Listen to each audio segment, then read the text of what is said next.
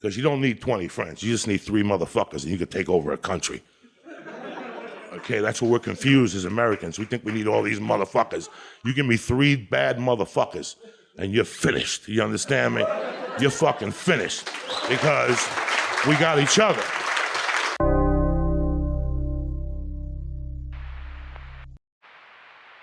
The following program deals with a controversial subject. The theories expressed are not the only possible interpretation. The viewer is invited to make a judgment based on all available information. I'll behave. I promise. You get it.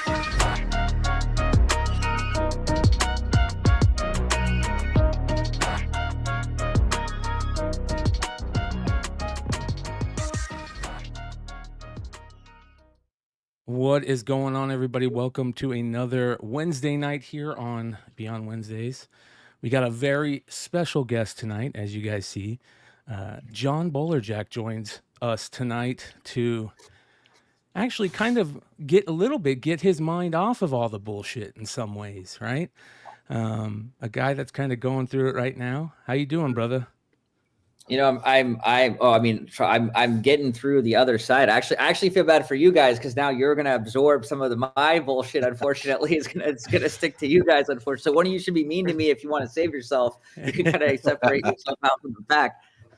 Nah, man. The people that are complaining in the chat are always the people that complain. Okay. I have. Yeah.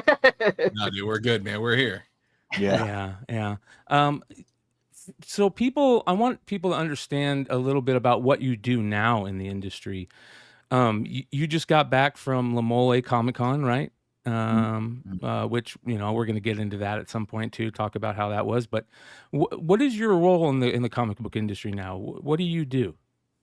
So right now, I'm trying to get to the level of Big Clutch over here, where you're just, you know, doing some variants, you know, buying and, you know, just flipping books. I mean, essentially, I have a Facebook page and I do stuff on eBay, whatnot. But mostly, yeah, it's just I've sort of built. Luckily, it makes me feel old, but I've been at this for almost my entire life in the sense of I worked at a comic store from 13 to 26. And then I did film stuff for maybe like 6 or 7 years. I kind of burnt out of LA. And then I moved to Texas, where then I just got back into comics right before COVID. So it was actually a really good timing wise. Like, what part of Texas? I'm outside of Austin. Okay. I'm in Houston. Houston. Okay, cool. Yeah. So I moved out here and then I started doing comics full time like during COVID. So then like the prices were really good. The money was good, you know, sort of like, and then that helped me sort of get a foothold in, and I've just been doing that since. Nice. Cool. Yeah. You said you went to film school. Where'd you go to film school?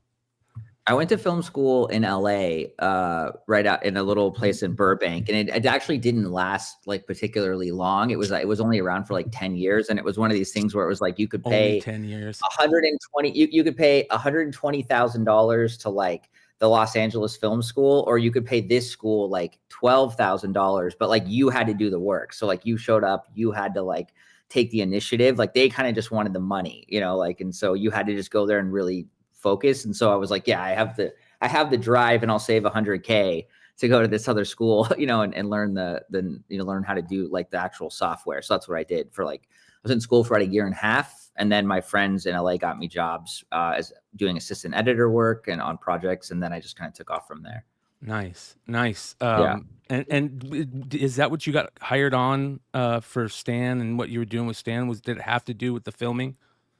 Yeah, well, my day-to-day job was like back when people bought DVDs, you know, like when you would watch the special features. So that's actually what I was doing full time. And so like I worked on Deadpool 2 and like the John Wick series. And so basically what happens is you go out to set and you have to like, you have an idea of like what you want to shoot, like what kind of like stuff you want to, but it never really goes to plan because sets are like chaotic. So you have to be really good at like making a story sort of, you know, and like seeing it and having it in real time. And so that's what I was doing. And then the Stan thing, I had a mutual friend who was working with Stan, and I was just trying, I just wanted to meet Stan because who doesn't want to meet Stan? Yeah. And then I pitched him on doing a reality show, and he said yes. And then I started filming like a reality show pilot, and it just didn't really work how I thought it would. And then that turned into the documentary. So yeah, I was basically just filming, and I was, it's like, there's a story there, but you don't know quite what it is. So you have to just film and hang around long enough until it presents itself. And then it did. And then that's where, that's how the documentary came about. Yeah, man, that's crazy. You've been on a tour or two recently of just constant shows and events. Yeah. And we saw this week that you had two real good, real titans in the industry, drop some social media posts saying, hey, we back this guy. This guy's a good guy. That was pretty interesting. What did you think of that? Yeah, I mean, well, first, like I told Rob this. I was like, Rob, I just want you to know that anytime I do any press or podcast or anything, I give Rob Liefeld the like full on seal like of approval. That guy from the beginning, when I was making this documentary early on, he was one of the first people I interviewed. He gave me basically the least amount of trouble. Like I called him, I asked him to do it. He immediately said yes, no problems, no anything. And then all this drama starts happening, and he's out there like not only just banging the drum just through social media, he does an entire like Robservations. Like that guy is like a homie for life. Like he's going to call me someday and be like, I hit a hobo and I need you to help me bury him. And I'm going to have to be like, all right, I got to do it. Like I have, like, he's been so good. And then, and then when the Todd thing came out, I was very surprised. Like him and I talk like, semi regularly. And I was really like, blown, because he doesn't endorse like anything, and he doesn't talk about that. He generally stays away from stuff. And when he put that out there, I was like really amazed. I had tons of people from like comic creators text me privately, and they were like, "You're gonna have to tell me how this happened, because we never would have thought this would have happened." So it was big. It was really, I mean, unfortunately, I don't know how many people it swayed necessarily, but it meant a lot to me. It was well worth the price of admission to sort of get that, from him. Yeah, I think we all kind of listened to the Robservations episode, right? I mean, it was pretty crazy to hear him, talk the way he did. And, that's a big deal. That's a real big deal. And people listen to Rob. People, he carries a lot of weight in this industry. He takes a lot of shit too. So it makes him know kind of how you're feeling in this world too. But so.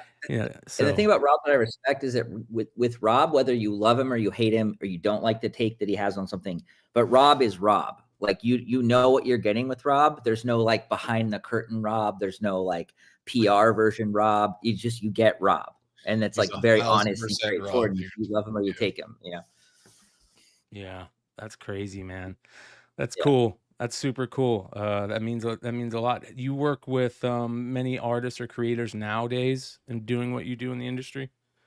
I mean, right now, the two people that I see pretty regularly is Mark Texiera, the ghostwriter artist. I see him like pretty similar. I do a lot of signings with him. And then also Roy Thomas, because I helped coordinate. Roy really wanted to see Stan. And the people before from years, all the people that were kind of with Stan before and had more of the control over him just never let that happen for some reason. And Roy was getting, Stan was getting older and Roy wanted to see him. So I got a call from one of his guys, and it was funny because the way he asked me, he's like, could Roy come see Stan? But it was this way that like, he thought I was going to say no. And I was like, yeah, why not? I mean, that's fine. No problem. And they were on a plane the next day, and Roy got to see Stan again. They had a nice conversation. They left, and then Stan died like the next day. So like he got in there like to see Stan like right before Stan died. And so then Roy called me later and was like, hey, I really appreciate, it was rare. Like, I really appreciate you, helping make that happen. And so then he started like, when he would do shows, he'd be like, oh, come hang out, and so now I go do stuff with him from time to time as well. That's cool. That's super cool. Yeah. Yeah. I think that I always say that I think Rob is the best thing that we have next to Stan, if that sounds right. He's like, to me, should be the ambassador of comics. But unfortunately, I think that he just doesn't really give a shit anymore about holding back. So he can't really, he's like, I don't care about what I say anymore. The thing that I've heard from several like really sort of big time name brand artists that you guys would immediately know, I mean, I'm not going to divulge, but I've heard from a lot of really high up people that they actually, when Rob does certain things or says certain things publicly, they like thank him. Like they don't call him to say it, but in their minds, they're like, oh, thank God, at least someone is saying this, because these other people don't have either the FU money that Rob has or the balls that Rob has. And so Rob actually, like they have this, like, which also sucks to a degree, because Rob, not that he cares, but it would be nice if people could sort of like reach out to him at least and give him, you know, his due sort of about it. But yeah, so there is like a sentiment privately that like Rob gets a lot of praise, being like, man, at least he's out there. Someone is saying this stuff, you know, in some of the cases. So yeah. Or I mean, if there are other artists too, like even like jump in and support his message if it's something that, you know, needs to spread. Yeah, but unfortunately, I'm a prime case of exactly what's happening to me, sort of, where it's like, you don't want that eye of Saruman on you, all right? Like someone else is doing it, and so they're being loud enough. You just sort of like, not everyone's built for that sort of intense pressure. And Rob is like has turned into like a diamond from pressure, and he can take it. Not a lot of people can, you know? Yeah. You know, it's another interesting thing that happened this week. That's kind of like, I mean, he's one of the creators that you featured in the documentary, Dustin Nguyen, and Yeah. all the shit that he's going through right now, like, is crazy. Yeah.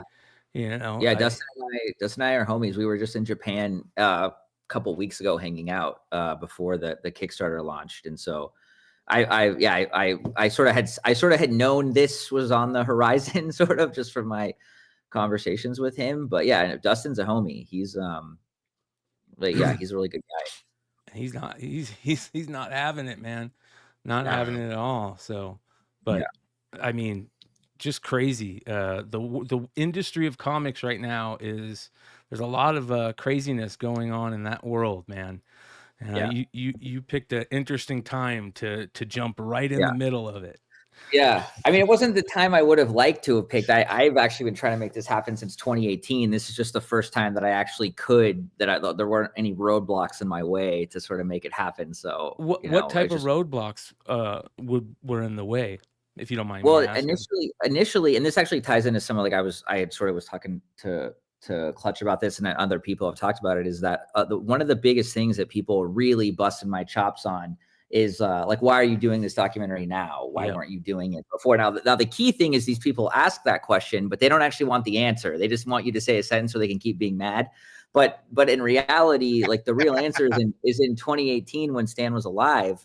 I was actually trying to get this stuff out there. I had gone to the police with all this information, and I was like, hey, here's, like, I'm naive at that point in time. I'm like, I'm going to give them this hard drive of stuff, and then, you know, Law and Order old VU are going to come in and just bust these guys, and we'll be over in 45 minutes. This is great, you know, like. And so I gave them these hard drives with the information. But the thing is like, whether it's like anything that's like any kind of abuse, any kind of mistreatment, like, one of the cops had basically told me, look, this stuff can be immoral, and it could be bad, and it could be hard to watch, but it's not illegal, you know. And that's just very, like, messed up, sort of like extreme line you have to cross to sort of make that happen. So I gave this stuff to the cops and to the district attorney, thinking we're done, and nothing came of it while Stan was alive. They were like, completely, we can't do anything about this. Like, and then I kept being really annoying to the cops, and because they'd come see Stan, you know, every once in a while to make sure everything was kosher.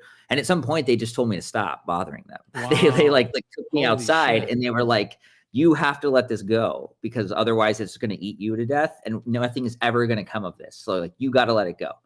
And so that was in 2018 while Stan was still alive.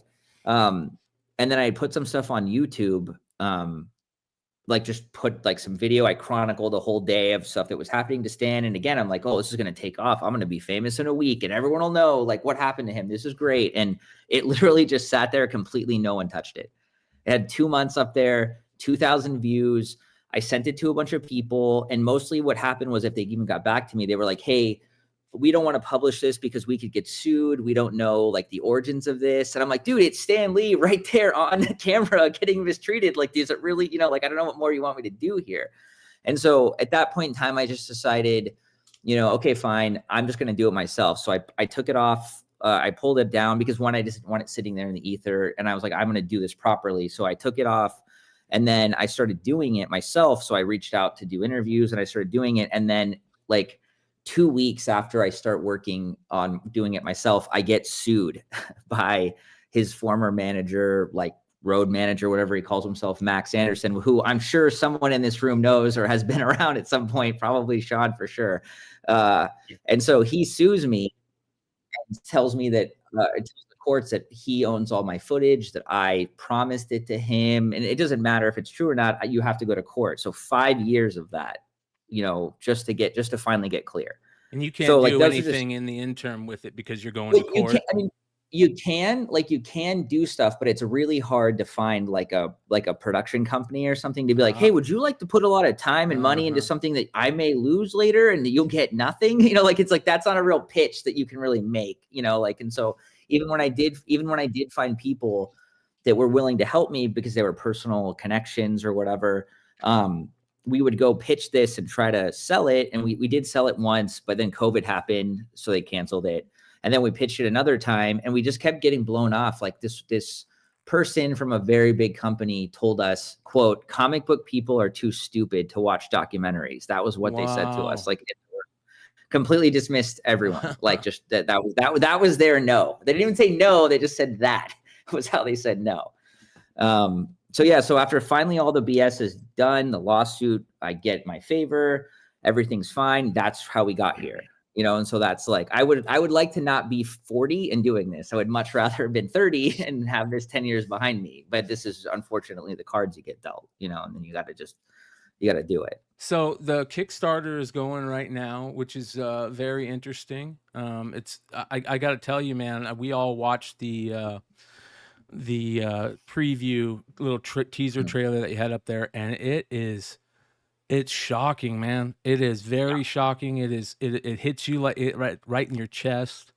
I think there's multiple points on there for almost anybody that sees it. That's just like, holy cow, this isn't supposed to be happening to. Like, and this is like a fraction. This is 0.5% of stuff that's out. I mean, most people don't know how deep the stuff goes, and there's a lot of people who have never sort of seen the light of day that have not been exposed for the stuff they did. Like, there's a really lot of unknown that's out there that I'm trying to sort of like shed the light on. How much footage do you think you have? I mean, I was with Stan for 4 years. I mean, I did as time went by, was filming less and less because I was more like trying to take care of him and hang out with him. And also you could only film him signing autographs so many times before you got enough B-roll of that happening. But easily between the video, audio, like 100 hours of stuff, is there. It's not all exciting. Some of it is just him, doing whatever he's doing, but it's enough. It's enough to cover the story. Yeah. So what would you do? Just like set up GoPros and when you would drive, and you would always record that, and because you were first hoping it would be a reality show. Are you filming that whole time hoping it's going to be a reality show?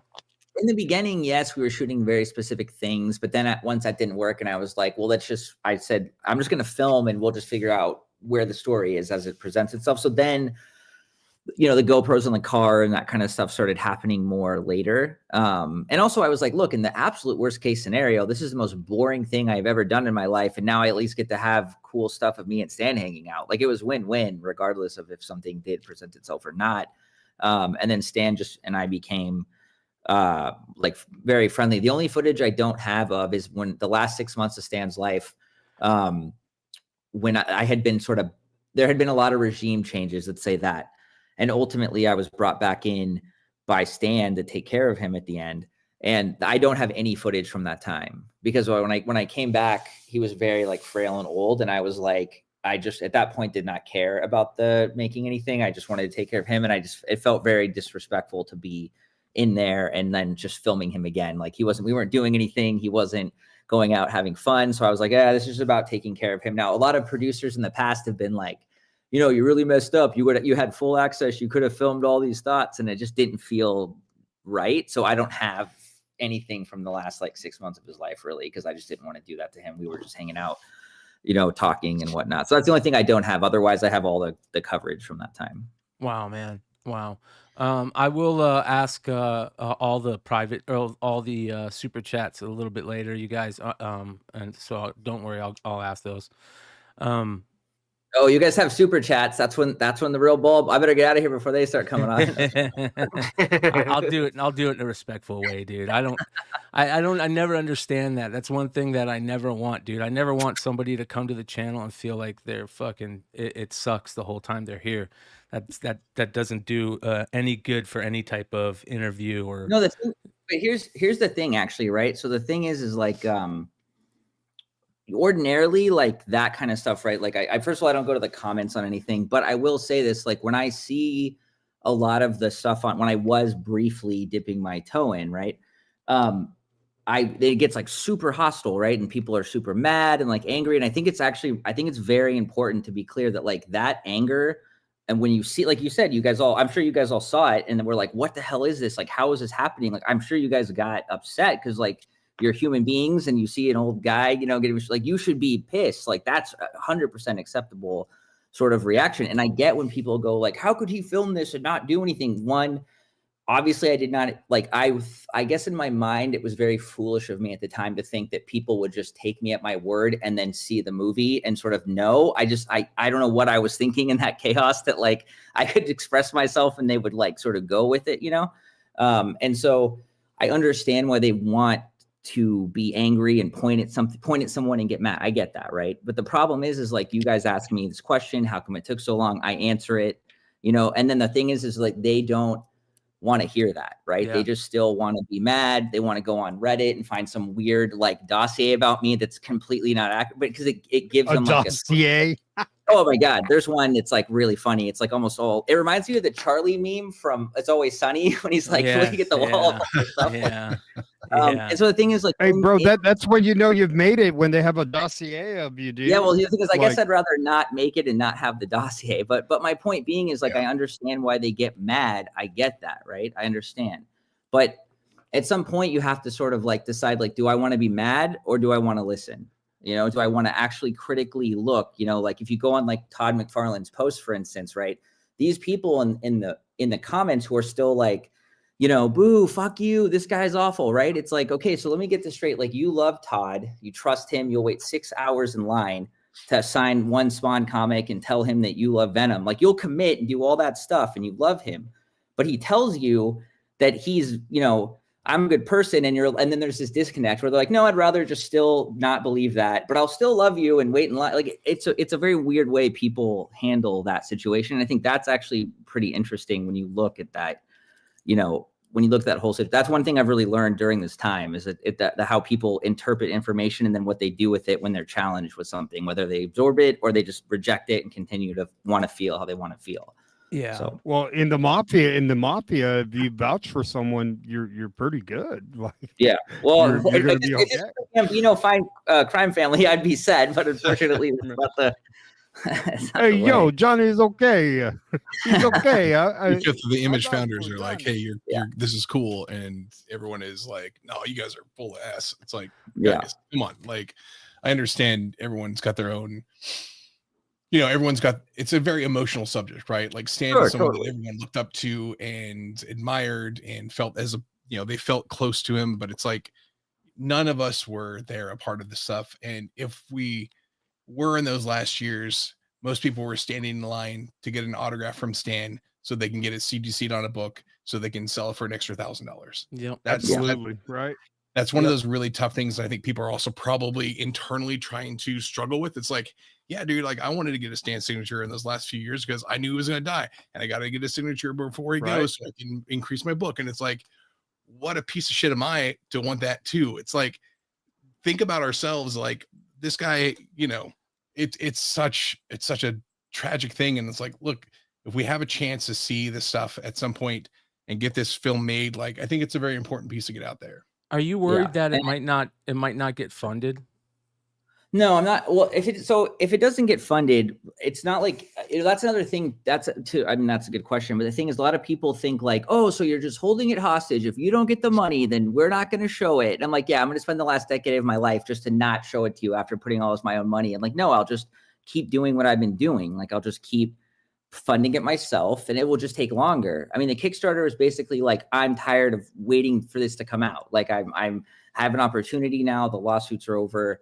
Like, let's just get this last push and be done and to get it out. I will eventually get the money and I eventually will get it out. Like I've had, even just outside of Kickstarter, I've had a lot of private interests, like of people who want to help out. Like, in like, there's a lot of things that in the private sector that other comic artists who are coming to me and helping me out with stuff. Like, if this doesn't work out this way, I will make it work another way. So I'm not really particularly worried, per se. I just want, I just would prefer it now so it could be out faster, How much, what is the most amount of money, what being spent on for this? Because I know a lot of people say that like, oh, 300,000 is a lot of money. And that is a fair question, Sure. I mean, $300,000 is a lot of money, but let's just say because you're thinking about it as like, this is how much money I make a year, or this is what my house costs or something, right? But if your guys is like right now, if your toilet explodes, right, and you go ask a plumber, what is this going to cost to fix? You have no idea because you're not a plumber. So you have no idea what they cost, right? You don't know what a new toilet costs, because you're not a plumber, and that's fine not to know. So when they tell you it's $1,000, you're going to be like, it's just porcelain. How's it $1,000? Because you don't know. And that's a fine reaction. But again, everything is sort of a Google search away. If you go type in, what does this documentary budget, you could see like, what budgets cost, what movies, and then it would probably make more sense. So I just think, again, it's one of those things, you see $300,000, you're already mad because you just saw Stan getting, treated pretty poorly. And then then that's your your anger zone. And then once you're there, you're there. No-win situation. Oh, and then you're the first person that everyone sees too, as well. Exactly. You're the voice. Exactly. And then it all makes sense. Like from an actual, if I wasn't me, I would be them. I've been them before. Like a year ago, I've seen something and I've been in that mob. Like I get it. I understand how that, how that works. I will say this though, I did, just while we're on the subject of this kind of stuff, there's a clip that was released. I think the Hollywood Reporter released it, where it's a separate clip where me and Stan are sitting and I'm talking, and I go to Stan and I say, "Are you ready to give a riveting speech, Stan?" And it's like very obviously sarcastic, because Stan and I had this shorthand. He knows it sucks to be there. I know it sucks to be there. Like, we used to make that joke all the time. And then Max comes over and says something, and then Stan says, "You're going to squeeze every penny out of me," or squeeze all my pennies. And Max says, "All of them." And I say, 5 whole pennies, right? I'm trying to joke that he's got nothing left in him, right? Yeah. But you would have no idea how many hundreds of people, were messaging me, "Fuck you. You only think he's worth 5 pennies. Like you." And I'm just like, oh God, like I guess I just should have given more context to that clip. But you just sort of like. I think also, dude, like, let's be honest, it was such a shitty situation for him those last few years. So people have vitriol in it. Yeah. I mean, we've all talked about, including us on this channel, about the bullshit that was going on. So you're kind of in I get it. You're in a no-win situation. People are, especially the internet people, they're gonna start with their pitchforks ASAP. Yeah. I mean, when you guys initially saw it, like, I mean, not just all the people here, like when you guys first saw it, did it even cross your guys' mind right off the bat, where you were like, who the fuck is this long-haired motherfucker, like, filming? And then also, what was that like to go? I didn't have that thought, because I've met you before at Baltimore Comic-Con a long time ago. And then I've bought from your store through Facebook and all that, like over the years before even I was podcasting. So so I was kind of familiar with who you were already. So I was like, oh, I've met that guy before. He's not that bad. Like, I was like, I don't understand why all these people have pitchforks. Like, unless you like really know him, like. Yeah. Hey, John. Yeah. What are some cool moments that you had with Stan that you can share with us that you think would be I think the coolest, it's funny because the most coolest stuff would be like, oh, we went to shoot like I went with him to shoot a cameo and we met whatever, Chris Hemsworth or something, right? That's cool, like that's fine. But the actual coolest stuff that ever happened with me and him was like, I was married and I was getting divorced, and I'd already been married for a while. So Stan, I'd met her before and we knew each other, and I picked him up on a Friday to take him to a show. And I told him, hey, me and my wife are getting divorced, and he was like, oh, I'm sorry to hear that. And we talked about it kind of briefly, and then we got sidetracked on something else. And then like Sunday, we're driving back home, and we haven't talked about it all weekend because we've been doing convention stuff, whatever. And then on Sunday, we're going back home, and he used to call me Hairspray. That was his nickname for me. And he would say, he said, Hairspray, I've been thinking about your situation. And I'm thinking, I don't know what he's talking about exactly. And I go, what's up? And he goes, about your divorce. And he spent like an hour giving me like the entire run through of like what marriage is and what it is to be in love and how you got to do stuff. And to me, that was one of those things where I was like, out of anything he could have been thinking about, he's like, I've been thinking about it all weekend. And to me, like something like that really blew me away, that like he was thinking about my divorce, and trying to help me with that. So those are more the things that I think are like more, I guess, valuable for memories, like we did a lot of cool stuff, but that was like the stuff that was really important.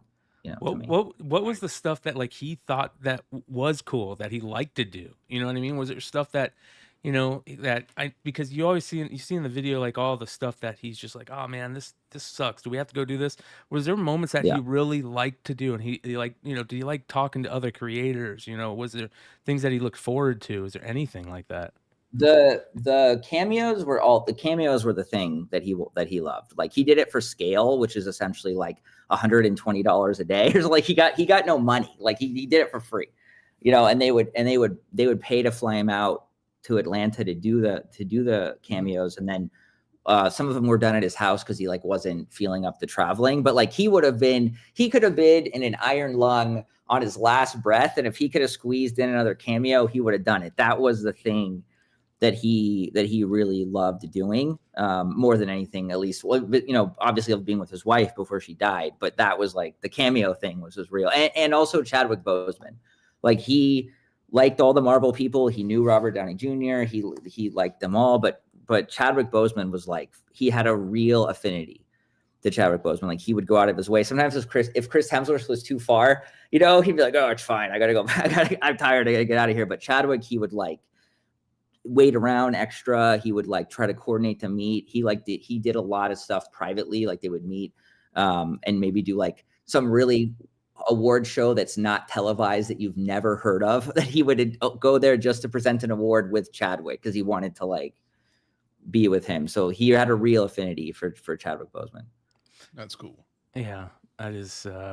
I think that we were talking about that the other week, that I forget what show it was, but we were talking about how they should do like every Marvel show and movie should have a Stan cameo, even if they had to AI it or something.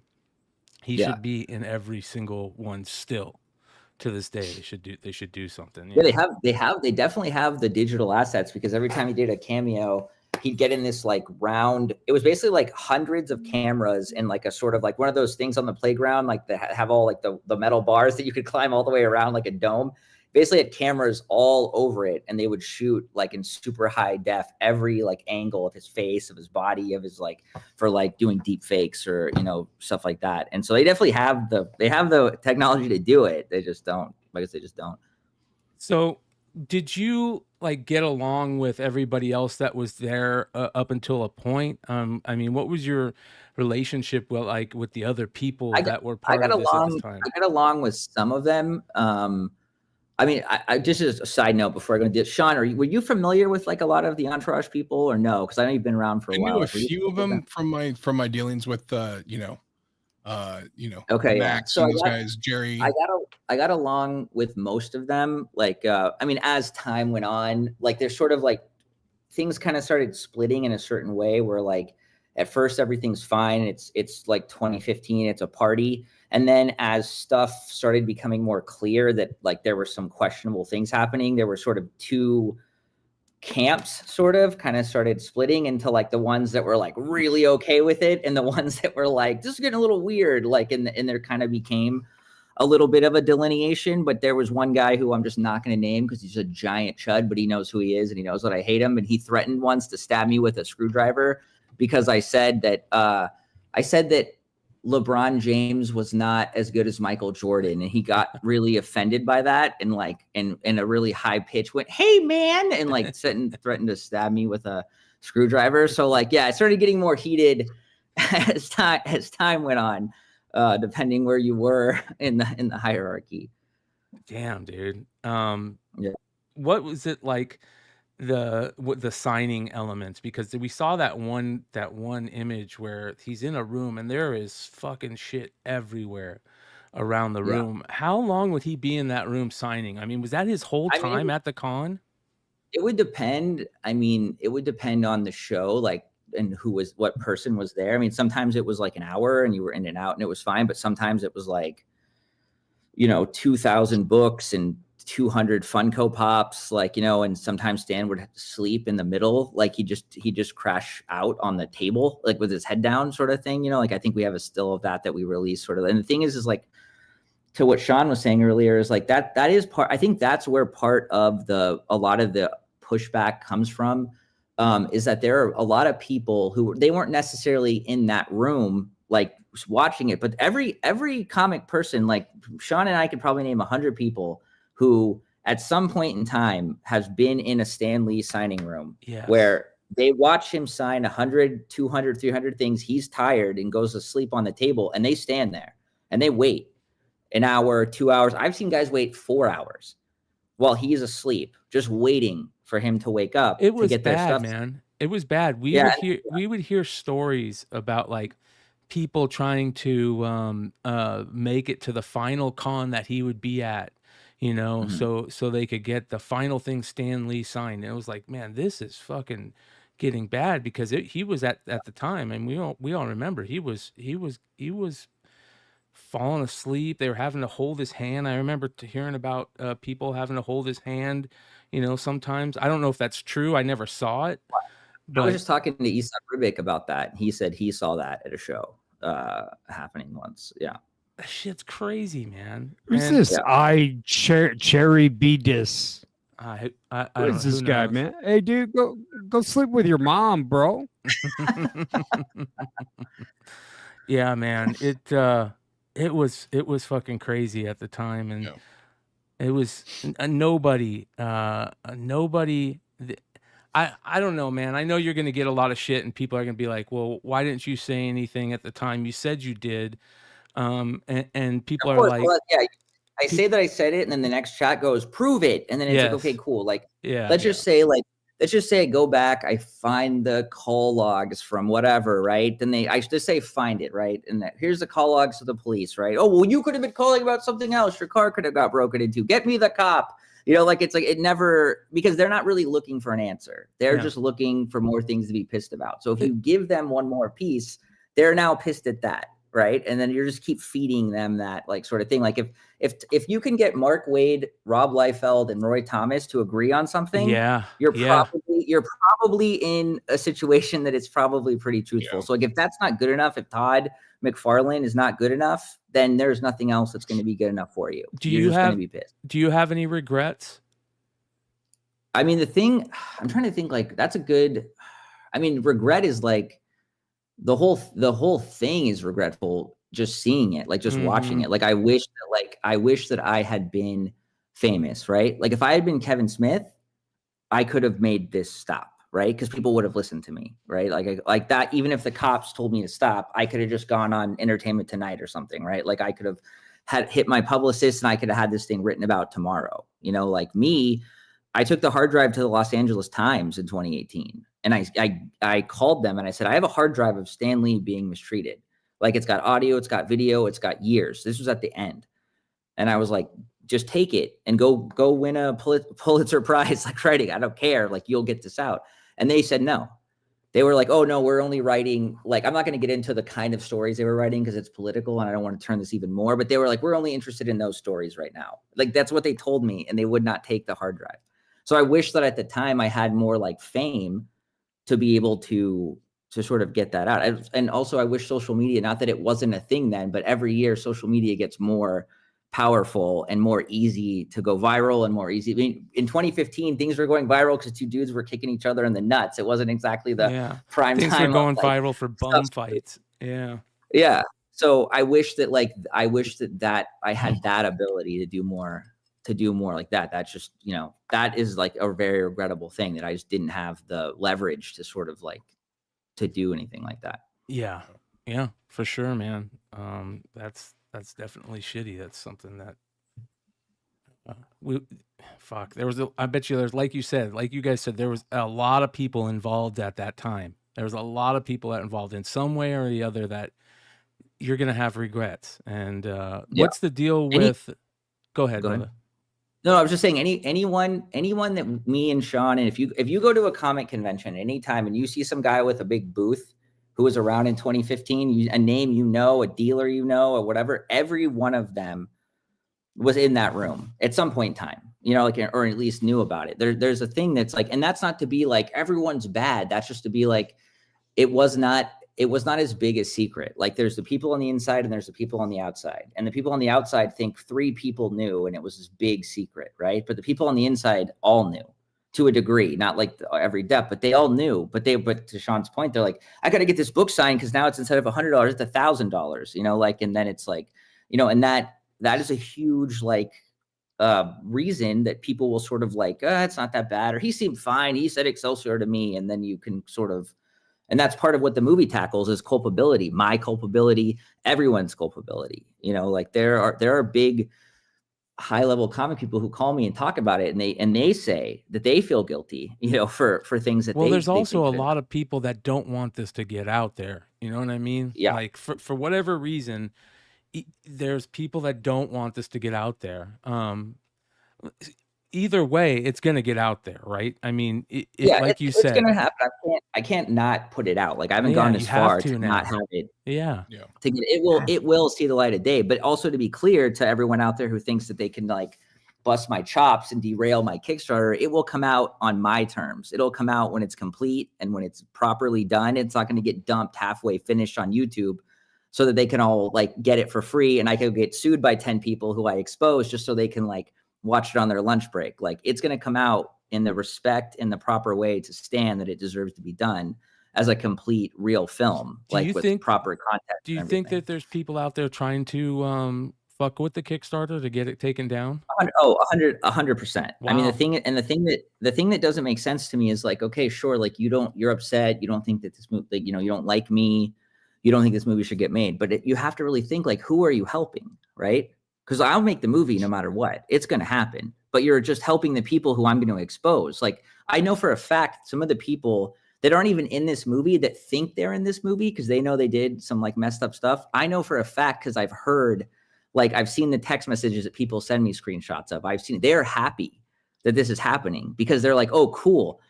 This movie's not going to come out and they're not going to know the shady shit I did. So like in the end of the day, you're just helping these people stay unknown longer, and they're going to keep living their lives and having a good time. So it's like, you're hurting me in the short term, but you're helping them in the way long term.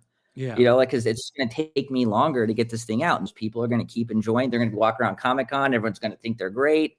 Meanwhile, I have, this stuff is going to expose them for what they did. So again, it's just, I understand the impulse. I don't understand the execution, of what's happening. Yeah. It's fucking crazy, dude. It's a wild ride, dude.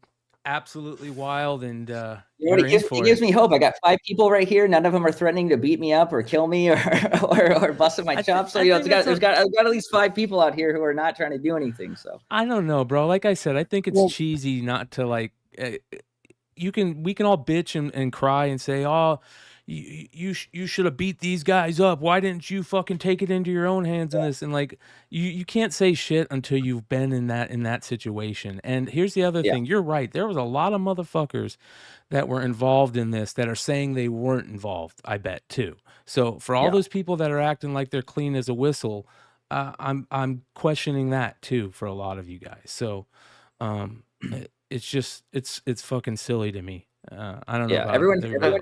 Everyone thinks on 9/11 they would have stopped the planes, and everyone during World War II would have been in the resistance and hit all the Jews. Like everyone's like got that mentality, yet somehow like nobody did. You know what I mean? Like it's one of those things where just you think that you're going to do it because you're in that situation, but you have no idea what the logistics of that situation is really like. Like if it was that simple, then like I almost actually brought someone tonight, is too crowded, but who did try to do something when I was there, and they got cut out immediately. They tried to stand up. They tried to say it was wrong. Because it was a money-making opportunity. Yeah, I heard you explain that on a couple other shows. I don't know who all is listening to the other ones, not knowing nothing more really than watching, seeing the posts or whatever. So I watched the Neurotic and stuff today. And so I mean, and you say, you know, there's not people coming at you. I'm choosing to. I've heard your own words. I'm choosing to give you the benefit of the doubt. You know, that's that's my choice. People want to get mad. I've heard you answer a lot of those questions. Other things that, other ways that they can be answered in there. Why you didn't do things. The way you explained a little bit about them cutting what you just spoke to, alluded to about them cutting out people for that. You get cut out, and it is what it is. And you were doing it for a living. I mean, we all. It's a different thing if you're gonna leave them and quit your job. I don't know. Well, a lot of people feel that way. I'm just trying to put myself in your shoes the best I can. I also had a full-time job. I was doing the movie stuff like separate, and I was doing stand stuff on the weekends or on the nights if you needed stuff sometimes. But yeah, the guy that I talked about who got cut out, I actually wanted him in the documentary, but he got cut out and I didn't have his contact info. So I lost touch with him. But after he saw this Kickstarter, he hit me up and was like, dude, I'm that guy you're talking about. So now, like, we have him, and we're gonna put him in the movie. We never would have found him if this thing hadn't come out. And when he called me and we were talking, he started crying a little bit because no one believes him when he tells his story because he's got no corroboration. So like that actually was really good. It came out, and like now we're gonna be able to have him in the film to talk about it. Is there more stuff in the film that's gonna just make people be like, "Holy shit, that's crazy"? Dude, that I'm happened? telling you right now, the stuff in that trailer is nothing by comparison to what's in here. I wasn't gonna put out the if you thought that stuff was rough, like I wasn't gonna sit there and turn it into Faces of Death, like and just like try to beat people over the head. Like like that stuff is like a 5 out of 10. Wow. As far as the stuff that's like in there. And again, that's my point, right? These people are nervous. Like they were nervous. They're not nervous now because they see what's happening with public opinion. But on day one, those people were nervous. They were like, oh shit, this is coming out. Like the people are going to know what I did. And now they're just like, oh, this is great. Like the internet is protecting me. This is going to slow him down. I got at least another Christmas or two in me, like where I don't have to worry about it. Like they're happy that this is happening right now, and that I'm getting all the attention and that they're in the clear, you know? So, I mean, like I said, it's coming out no matter what, but it's just going to take a little longer. I think Clutch made a great point. Like I remember when Stan Lee died, eBay was flooded with Stan Lee memorabilia. When Chadwick Boseman passed away, when Kobe Bryant passed away, literally everybody. Right. And you know what? The same amount of people it is what it is. Got online and bought, you know, Kobe stuff and Stan stuff that morning. You know what I mean? And how many orders got canceled so they can make more money? Yeah. I know a guy that you can't flip it. I'm gonna flip it. I mean, my thing is, it's big business. It is, dude, and it's morbid. It's kind of gross. I choose really not to necessarily partake in it, like it as far as like putting something for sale the second someone passes or something, and try not to buy it at the same time. I mean, I just because it kind of feels gross, you know. That doesn't mean I won't. You know, I have Stanley autographs. If I ever want to sell some, then I'll sell them. That's up to, you know. Everybody's gonna die, but no, totally. I mean, go ahead. I would just, you know, I want this thing to play out. I want to see the documentary at its best. I don't want little pieces or whatever. Like, you know, like everybody's going to remember Stan Lee for what he was and what he is. It's a piece of history of what happened and what people will do to make a buck. And it's just a perspective.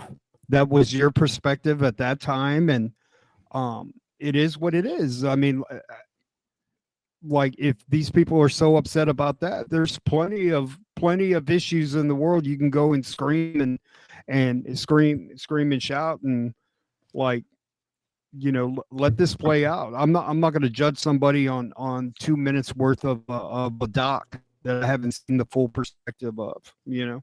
I'm playing a real dicey game here. I'm out here getting all this attention and getting all this flack. I'm going on these podcasts. I'm telling the people who actually are being, you know, civil to me that this is my story, right? I go out and make this documentary. It's not that, right? And I look bad in it. I'm the bad guy, right? I'm the secret bad guy. How does that play out with me for the rest of my life? Like, how is that benefiting me to lie here and then not be able to back it up with the film. Like, it's my career's over, my life is over. I got to go move to Omaha and be a farmer. Like, there's no end game for this big, and lying thing for there's nothing for me at the end. Like, even if I was going to pocket, let's just say I was going to pocket that $300K and never make the movie again. How does that help me? Sean will find me personally and pile drive me through a wall. Like, there's no benefit long term. And then in Austin, that only lasts like 6 months anyway. Exactly. I will pay 20% of a house, and I will never be able to go outside. Well, also, you have a business, right? You work in this industry. Like, you're not going to be hard to find. You're not going to be. Yeah. You're still trying to make it in this industry. You wouldn't. I would hope you wouldn't put yourself out there just to be filleted like that. Would be pretty fucking stupid. Yeah. It's not a fun time. Hey, John, have you had phone calls from people who said, like, I better not be in that film? Yeah, I haven't had someone have you been threatened? So here's the thing. I have not been directly threatened. I have had other people around me be threatened, saying, I'm going to sue everyone and, that makes this movie. Just so you know, like, because they know me, sort of like, and they want it, sort of like that. Or I've had people contact me and be like, hey, just to make sure, like, I'm cool, right? Like, I'm not in that film because, I was never there and I didn't know. Like, people have tested the waters to see if, like, they're in it. So there's definitely people have come out sort of want for feelers, but I have had I've had direct death threats from, like, the chuds and Reddit chats, but I have not had, like, direct confrontation from people because they know at the end of the day, even if they threaten me, like, that's actually just going to make me more aware of what they're doing if they're threatening me. So I think some of them are just trying to feel out if they're in it or not, and if they should worry or not. Yeah. Hey, John, I'm going to give you a list of names. You tell me like this if they're good or they're bad. Okay, I don't want to do this. I don't want to spoil it. You got to save that for the film. That would be great, though. That would be awesome. Unfortunately, it's probably should all be thumbs up, but there still will be some thumbs down, unfortunately. When did you, had you been thinking about doing a crowdfunding for it, for a while now? Or did you just throw that up there, just saying, fuck it, I just need to get this thing made? We had been toying with it for a while because, again, like, we were funding it ourselves. Like, I have to wait between legal fees and the stuff and I had bring on partners. Like, we had been funding it ourselves for quite a while, but then we were just like, oh man, this lawsuit thing is finally cleared. Like, we finally have some breathing room. Like, let's just get this money and get it out. Like, so people, cause they want to see it, and again, I had just turned 40 and I was like, oh, I don't want to be 41 and still talking about this. So that was sort of just and I went to, a lot of my contacts in the industry. You saw the people reposting it. All those guys are guys that I know, like all the artists and stuff, and they know me. And so I had a lot of help from, like, I want to say 30, 40 creators at least. Like, and so I was like, cool, like, this will just get the money. We could get it out. It's for a good cause, And so that was where the Kickstarter idea came from, and that's when we decided to do it.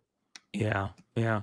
I see a lot of people in the chat saying it was just bad optics, that there was a lot of bad optics. And there's going to be, here's the other thing though, isn't there kind of going to be bad optics with this no matter what? The shit that you're showing, there's going to be bad optics with it no matter what at some point. And totally. And I learned, trust, dude, I'm not someone that doesn't learn from my mistakes. Like, I see some of the criticism and I'm like, you know what? That's actually, like, spot on. I get that. I'm like, if I had known some of that stuff, or I'd not known, but if I'd thought of some of that stuff, I definitely would have shifted some of that stuff. Like, has it caused you to shift maybe your thoughts on how you want the documentary to come out? Or, is it done? Are you still continuing it's not done. We're still, like I said, we're gonna contact me. We're gonna put him in and, like, new info, doing structural stuff. And and we're gonna definitely have new, like, info and stuff. So it's definitely, like, it's definitely still, like, moving and still, we're still trying to figure out exactly let's fully lock it down. It's not done. Yeah. Yeah. What did people like Rob Liefeld like what are some of the things, and you may have mentioned it, what are some of the positive things that he said to you about this documentary? Well, Rob, like I said, Rob was the first, one of the first people, him and Roy Thomas were the first people I went to. And Rob, in his podcast, he pretty much, he talks about that too, but yeah, Rob's whole thing was just like, I could tell he he had some apprehension from me because he was like, kind of like, are you sure you want to crack this thing open? You know, like it's kind of nice and quiet. Like, do you want to go for that?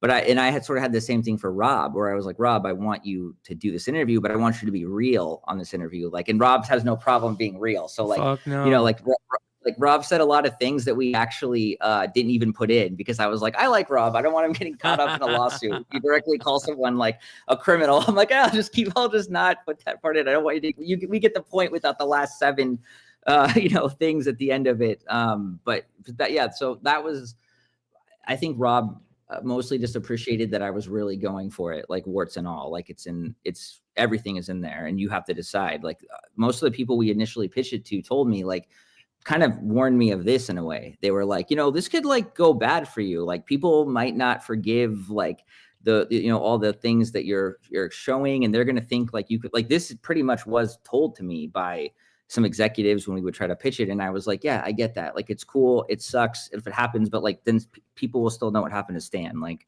I'm not trying to win a popularity contest here. I'm trying to get the truth out, and the chips will fall where they may. And then that'll be that. Yeah. Well, so basically for everybody out there that's, you know, worried that this stuff is not going to come out, it's not going to see the light of day, no matter what, we're going to see this fucking film, right? Yeah, it'll just take, you know, longer than I want, but it will come out, you know, like it'll get, you know, it'll get there. It's just going to take longer than it should, but it's fine. I mean, it's a journey, and, you know, what's another year after you've done it for 10, you know what I mean? Like, it's just another, yeah. You know, by then Sean will have no color in that beard. He'll just be full white by the time that thing. My last little patch of. Yeah. What's your feelings now when you're going to cons and stuff? What was La Mole like? Did you have any pushback from anything, any feelings at La Mole? No, La Mole was fine. I got like, there were some people that came up to me and they were just like really cool about it, actually. And they like wanted to talk about it. And my Spanish is not very good, but luckily their English combined with my Spanish like worked out, you know, well enough. And then actually this guy came up to me, some American guy, and he was pretty big. And he goes, "Are you the guy from the Stan Lee movie?" And I was like, well, it depends. Are we about to have a confrontation? Because he was like bigger than me. And he goes, "No, man, I'm actually here." He was here with one of the guests of the show. And he was like, "I'm really glad you're doing this, because man, fuck those guys." And he was like, "I'm glad this, you know, at least is finally seeing the light of day." So, and La Mole was actually fine. It was not problematic at all. Yeah. Cool. Yeah. I still need to get out there to that con at some point. It's a good, yeah. I mean, it's a good show. It's not like you don't have to necessarily be there for all. It's like a 3-day show, but you don't really have to be there for 3 days. Like, you could probably do it in 2.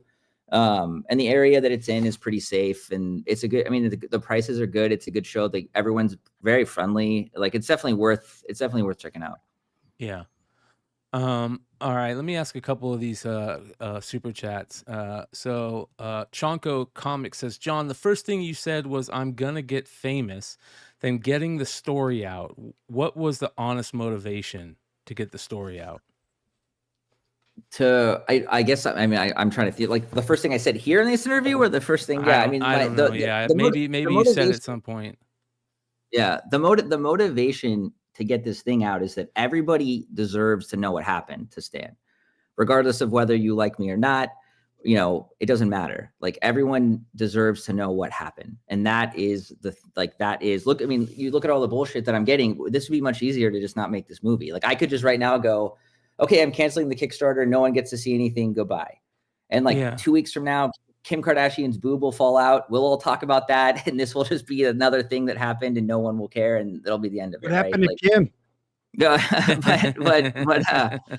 But everyone deserves to know what happened. That is the whole purpose of this film, is like to put it out there, and then people can decide. I'll have no argument when it's out there and people watch it. If they still go, you know, that guy was a real piece of shit, well, then that's it. That's how the chips fell. But I need it out there so people can see what happened. That's the driving force. And here's the other thing I see. I'm going to go over a couple of comments here, you know, before we move on and get into some of the comic stuff of the night, because I don't want to just be, yeah. So another thing that I see people asking is, why no DVD or Blu-ray copy? Why no hard copy of this? Is there plans to do that? Yeah, so that was actually, that from the people that I had talked to, like initially, like years ago, who were doing like Netflix or Amazon or Hulu, like sort of deal, we had talked to them, and they had actually, even back then, because Kickstarter was like kind of becoming a thing, and there were some films that were going that route. And again, like I said, like, you know, it would come up in meetings sometimes when we would be trying to talk to them, and they would say, hey, you don't have any plans to like kickstart this or GoFundMe at the time, whatever it was. Indiegogo was a big thing, I think, at that time. They were like, you know, if you offer digital or physical releases and you fulfill those, one, they're going to get pirated before they even hit the theater, like they're going to be on the internet everywhere. And two, it will affect your ability, like Netflix won't buy it if you're giving it to like a certain amount of people for, you know, for $20, like, or they won't. And you want it on a place like, say, Netflix, because you want as many eyeballs as you can have on it, right? So it's like, you don't want to have 1,000 people buy it for $20 each, because then Netflix will be like, well, we don't want it then. And then you can't get it out to the biggest eyeballs. You can't, like, that's what I want. I want people to see it. You know, whatever will have the most eyeballs. And so I didn't want it to affect my ability to get it in front of people. So that's why there's no physical, you know, release. If it was something smaller and then sure, but I didn't want it to affect the ability to get it out. Yeah. I mean, YouTube's the most eyeballs, right? Yeah, well, dude, trust me. There's been YouTube's some conversations. There's been some conversations about like how to get it and put it on YouTube in a way that gets, you know, that breaks even the people that have helped me out. Like that's definitely something that has been discussed as well. Another great question that I'm seeing popping up in the chat, you know, talking about elder abuse in this industry.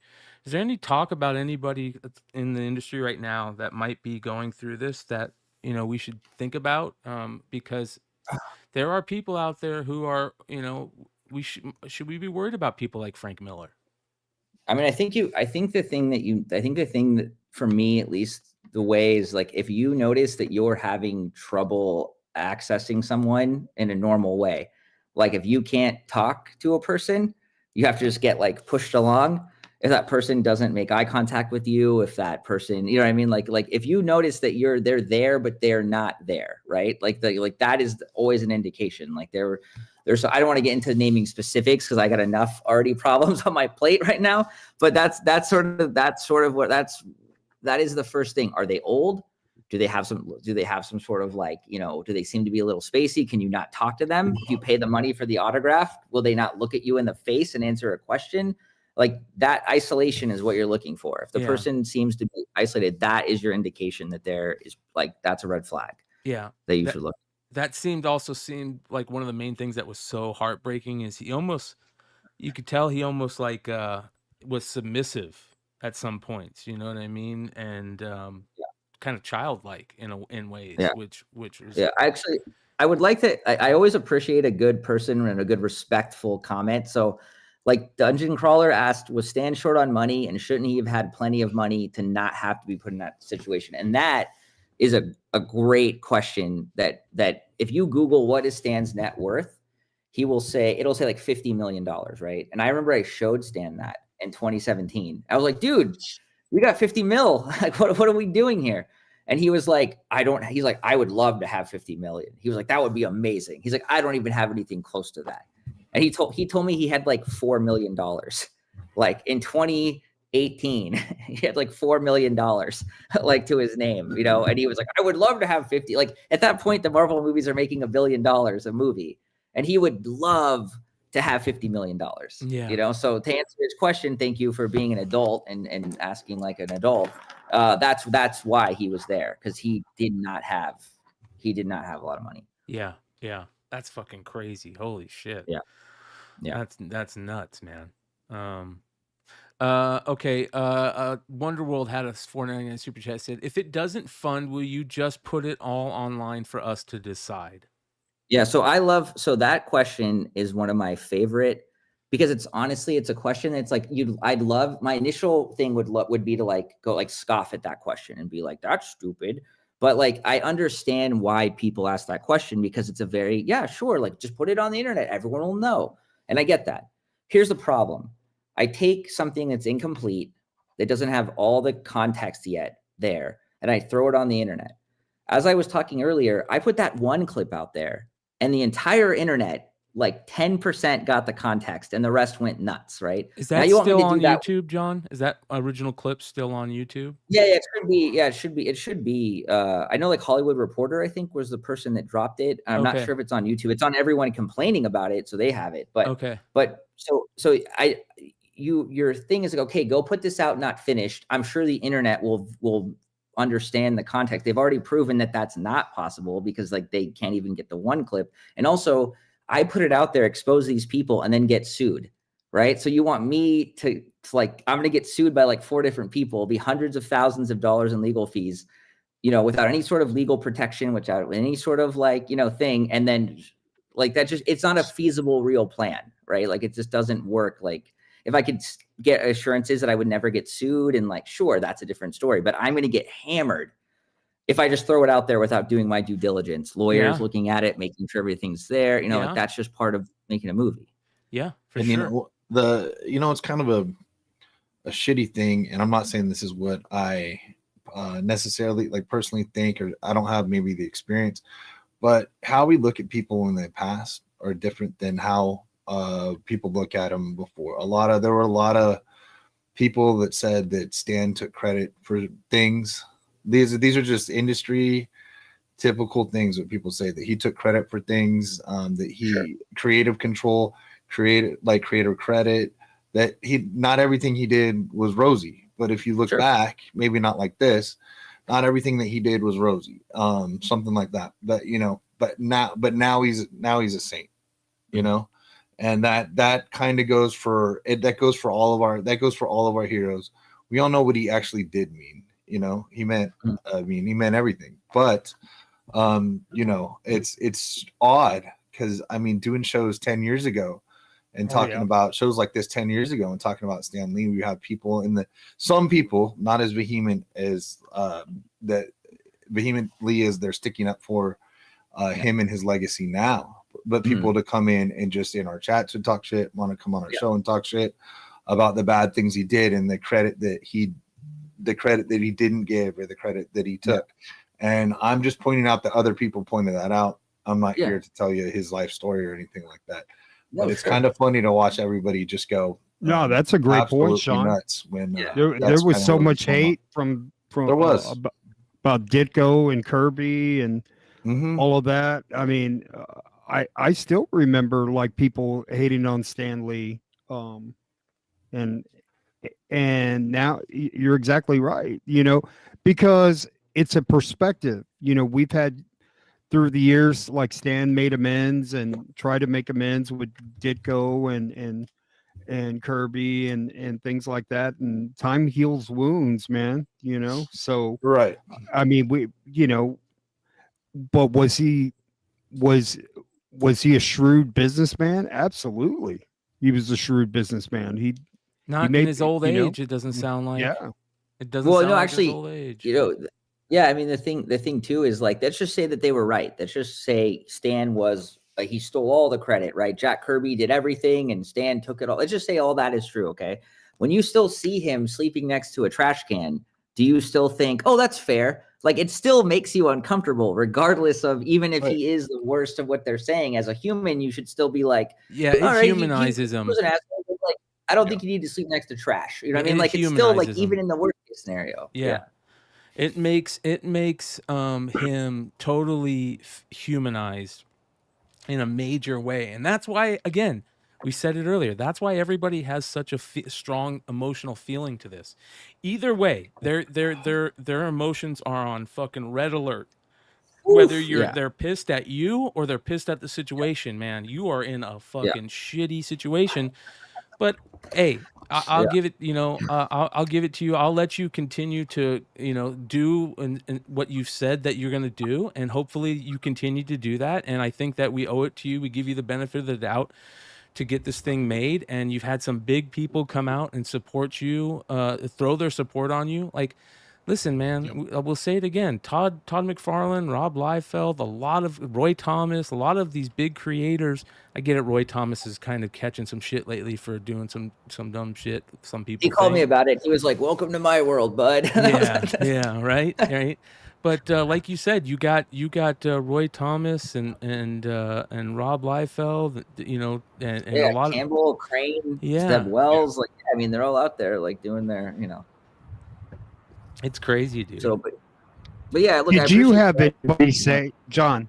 Did you have anybody say, "Hey, don't film me"? Like when you were filming, or try to cover themselves up, or try and duck out? The only person that ever told us not to film them was Tom Holland. Tom Holland is the only person, and I will say this: Tom Holland is the nicest guy ever. He is so incredibly nice and generous. And at first, before he even filmed a scene of Spider-Man, he had a meeting with Stan at Atlanta when we were shooting a cameo. He was super nice, went out to dinner with him. Very cool. And he was like all wide-eyed and thought it was great, right? And then as years went by, he started to see what everyone else started to see. And you could tell at some point was like, I don't like this. I don't want to be around. I don't want to, I don't want to be part of this, right? And so there was a time where Tom was doing photos at a convention and Stan was right after. And so I was with Stan and I was filming Stan, right? And I panned over and Tom is over there. And Tom came over, very respectful, very nice. He was like, "Hey, could you not film me?" And I get it. It's fine. I understood. I was like, "Yeah, no problem.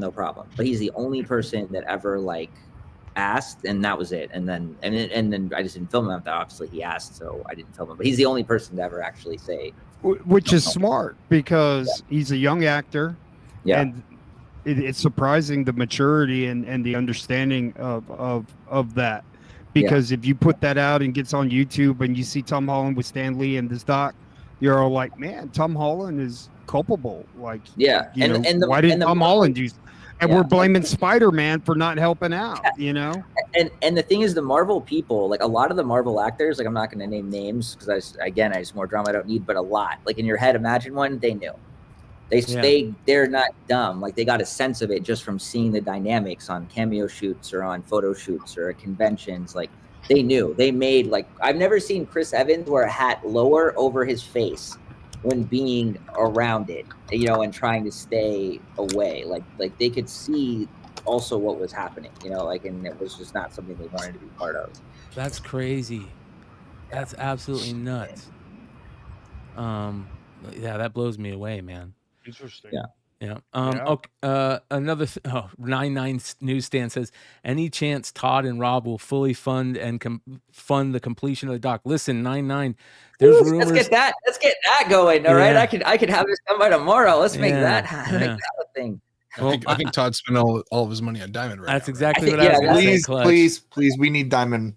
We need Diamond more than anything. Sorry. I don't think that I'm going to go back to the Todd well after he just did me an incredible favor to just circle back and ask for another one. Yeah. Okay. Dennis brings up JC's lawsuit. Is there a lawsuit that JC is supposed to be filing? Is there anything? Yeah. So JC, Stan's daughter, is executor of the estate, and there's a current lawsuit with Max, the same person that had sued me, and they're trying to recover what they allege to be, I'd say alleged, obviously, money that was stolen that they want to get back. And that is, to my understanding, because I still communicate with the estate because they asked me, have me help them with stuff. I want to say that that's like going to trial soon, but I don't think it has a trial date. But that thing has been, again, much like mine, this is like year 4, year 3, I think, that it's still going, and it's like you're every day you go by is less money you're going to find. So especially now because Max actually, if you go look there was a press release a few weeks ago, he got pled guilty to tax evasion for $1.5 million that was just unaccounted for, that they caught him with, that he had to pay back taxes on and stuff. So they're trying to get back memorabilia, stuff that was Stan's, personal items, and money. So we'll see what's left of it, but that's what that lawsuit is doing right now. Okay. Wow. It's crazy. One of the final questions that JSS Brooklyn asked, what city police and DA's office did you present the original footage to? So I've already said this publicly, and I'll say it here, even though that's one of those questions that I know, like tomorrow morning, like they're gonna call 100 times to try to like disprove me. But the Beverly Hills Police Department had it, and the Los Angeles District Attorney's Office had it. Now I don't know if the assistant DA that was working on it, I don't know if he's still there. I know the lead detective on the Beverly Hills Police Department side retired like 4 years ago, but they both had it. And again, like I said, this is not a thing for me to like say like, oh, the LA or the Beverly Hills, they suck, right? It's one of those things where it's like you see Stan sleeping next to a trash can, right? That's immoral. It's awful, right? It's bad. But is it illegal, right? Like it should be illegal. If you ask anyone who's in like adult protective services, it's not illegal.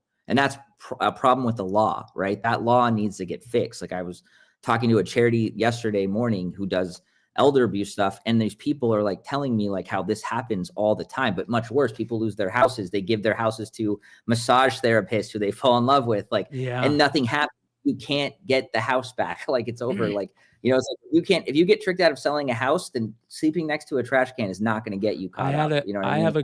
I have a good friend that a realtor convinced his mom to sign over the house to the realtor, and there was nothing they could do. There was nothing they could do. So that's what I'm saying, right? Yeah. Like that happens if someone loses their house. What shot does a guy sleeping next to garbage have? Yep. If you don't get in trouble for stealing a house from someone. Like that's unfortunately the reality of the situation. So like the cops want to help, but like you can't. There's no law that's going to help you get that to happen. And that's part of what the documentary covers also is how did this happen? And that's the kind of thing of that's how it happened. Yeah. It's crazy, man. Well, let me get you, you know, how long have you been working in the industry as a total? I mean, if you count working at a store, you go 13 and then another. I mean, even when I was still like selling comics and doing some conventions. I mean, God, I don't know. I'm gonna round it off and say 20. I'm 40. I'd probably say 20, 25 years. Let's just say, in some way or the other, doing something within comics. How did you get into the job with Stan to begin with? I mean, were you working at a store and that you met somebody through the store, or that happened? Yeah, I grew up in San Diego and I worked at a store in San Diego, and I used to do San Diego Comic-Con back when it was like you could find quarter books at San Diego Comic-Con in like 1998. And I would buy Bowen statues. I don't know if you guys remember Bowen statues. Yes, and that was like the King Fit like thing. And so I used to save money and buy Bowen statues once a year from a dealer at that show because he had all of them, right? And I would like go buy like I'd have $100 budget and I'd buy like an $80 one and I was set. And so I did that for years, and I got to know this guy, seeing him every year, just sort of like. And then he was my point of contact who was working for Stan, and that's the guy that I met up with years later, and that's how that got started. Wow. Yeah. So are you still, you said you still do stuff like mostly retailing, or are you working in other parts of the industry? Right now, I mean, mostly like I do a lot of stuff in Japan and I do stuff in Mexico. So I'll go to Japan and I have like, I've kind of like comics. I mean, Sean knows, dude, how many times can you see a Hulk 181 and get excited? Like, so it just sort of wanes at some point. Cause like you just seen, you know, like it come through a line or something a bunch of times. And so I go to Japan and I have a lot of friends over there that will do signings with like voice actors or from like anime stuff, or, you know, I've been buying a lot of like Shonen Jump stuff. Like, so I'm kind of pivoting to that more than anything, just because it's something different. So that's like my newest focus is doing that stuff. Kind of sounds like Vinny there. Vinny, you got a compatriot and going over to Japan and getting cool shit. Vinny, my guy, how often are you going to Japan? I go like every year. Okay, cool. Yeah. But most, dude. But in Texas, great right now. But in Texas, you got to be careful of like what kind of manga you own now. Oh, that's true. Well, you know what? I'm not getting it. I'm mostly just getting first appearances, and I'm really into Dragon Ball, so I'm safe. I don't have to worry about any. I don't have to worry about any sketchy manga. Those Shonen Jump first appearances are going crazy. Vinny is always talking about those on the show. We love, that they're being graded now by Beckett, and it's causing more interest into them, and we talked about that Fist of the North Star compendium last week. There was like a Fist of the North Star compendium that sold for some ridiculous amount of money, and it's not even the original Shonen Jump first appearance. It's just a reprint. So I got to get with Beckett soon, actually, because a Japanese client gave me like this box, and it's just literally like that Naruto that was like a 9/8 that sold for like whatever it was, like 50 grand or something. Like he saw that and he just gave me this box to submit. It's literally like the same Naruto, like the first Naruto, the first Dragon Ball, the first Death Note, for everything. Like he's just been sitting on it like forever, and he just like gave this thing, and so I have to go like, but I don't want to mail them because what if they get lost? What if they don't get picked up? So I'm trying to coordinate driving to drop it off. Hey, bro, you're already in enough trouble, dude. You're already. Yeah, exactly. I don't need more. Yeah, it's gonna end up being what are the contraband? Exactly. Yeah. But you guys should look in if you guys like, are looking for something new. Like it's still not like comics. Well, comics is on a downturn right now, anyways, for price. But like, AF-15s are always going to be expensive. But over in Japan, like the first Dragon Ball stuff, like that's still like it's like $1,000. Like the first Akira, if you can find one, is like between $2,000 and $5,000. So it's not like cheap, but it's not like I want to buy a Fantastic Four #1 or a Hulk 1 and I need like 10 grand or something. Like it's a lower price point to get into. The yen is weak right now, so you can get like good deals before it eventually will blow up, right? Enough grading will happen, enough things will happen, and then the market's going to take off. So those first Akiras are tough now. Yeah, I got one during COVID. My friend in Japan bought me one. He paid $400 for it. Wow. Like it was nothing. Yeah, it was awesome. Sometimes the Mandarake stores, they have them, or they used to. Yeah, they're dead. You can't find them now. No, I've had a monitor set up on the site for like years now, but they did come up like probably like 5. Dude, that's badass. You're the reason I can't find them. You're like way ahead on the tech. I'm just trying to do it the analog way, and you're over there scooping them up. I am probably the reason you can't find them. I'm telling you, man. And I'm the reason why you can't find certain graphic novels from that site. Yes. No, but they are super. Those are super rare for sure. The other thing I haven't seen is like the much of is the first appearance of Astro Boy in Shonen. Like, I found a prototype one from 1951, but the 1952 can't find. Dude, you should hit me up if you have some. If you're an Astro Boy fan, because I from doing signings, have actually become pretty friendly with the original voice actress of Astro Boy. Oh, she's like she's like old, like she's like in her like 80s now. But she's awesome. She's really cool. Yeah. So like I'm supposed to go see her pretty soon. But yeah, hit me up after this, and I'll help you get in contact with her. That's cool, man. Thanks. Yeah. That's awesome. Yeah, that's super cool. Real quick, Nick Barucci just told me to check my mail, and we were talking about, we all hate to say it, the elder abuse stuff and how it sucks when creators are getting old and how they need, it's hard on a lot of comic creators as they get older. Peter David is currently, dude. Yeah, he's going through some medical stuff right now in a major way. And Nick is going to help raise some money for them over there. And so that's going to be the 21st at 4 p.m. March 21st at 4 p.m. on the EXP, the Experiences YouTube channel. I'll put a link in the description as well, and I'll also put it in the live chat. So that's another thing we hear about all the time is, these guys getting old and they can't afford their healthcare. You know what was crazy is we were talking to Rich Johnson the other night about this, and he said this is our country is the only country where this happens. You don't hear about other creators, not having healthcare in other parts of the world. You just don't, and it's fucking terrible, man. Absolutely terrible. Peter, also remember Peter David didn't never charge for his autograph. Really, if you went to Peter David, he would sign for free, or he'd literally charge you like $1, right? And that guy did that forever, right? So he wasn't even like, so it's not like he had a bunch of money and then blew it or whatever. Like, so that's definitely like a cause, like to donate. If Peter David ever did anything for you or signs, like you should definitely donate. Like he really needs the money. It's really like the behind the scenes are like not great. Like he definitely donate money to that. Yeah, that's fucking for sure. So Nick Brucci says the Dale Keown Hulk went for $6,000 on Heritage When you include sales tax, he is offering it for the same $6K and donating $2K of it to Peter's GoFundMe. Wow. So if anybody's looking for original Dale Keown art, which is fucking crazy, yeah, go take a look at the event. Here's a link for it for everybody in the live chat.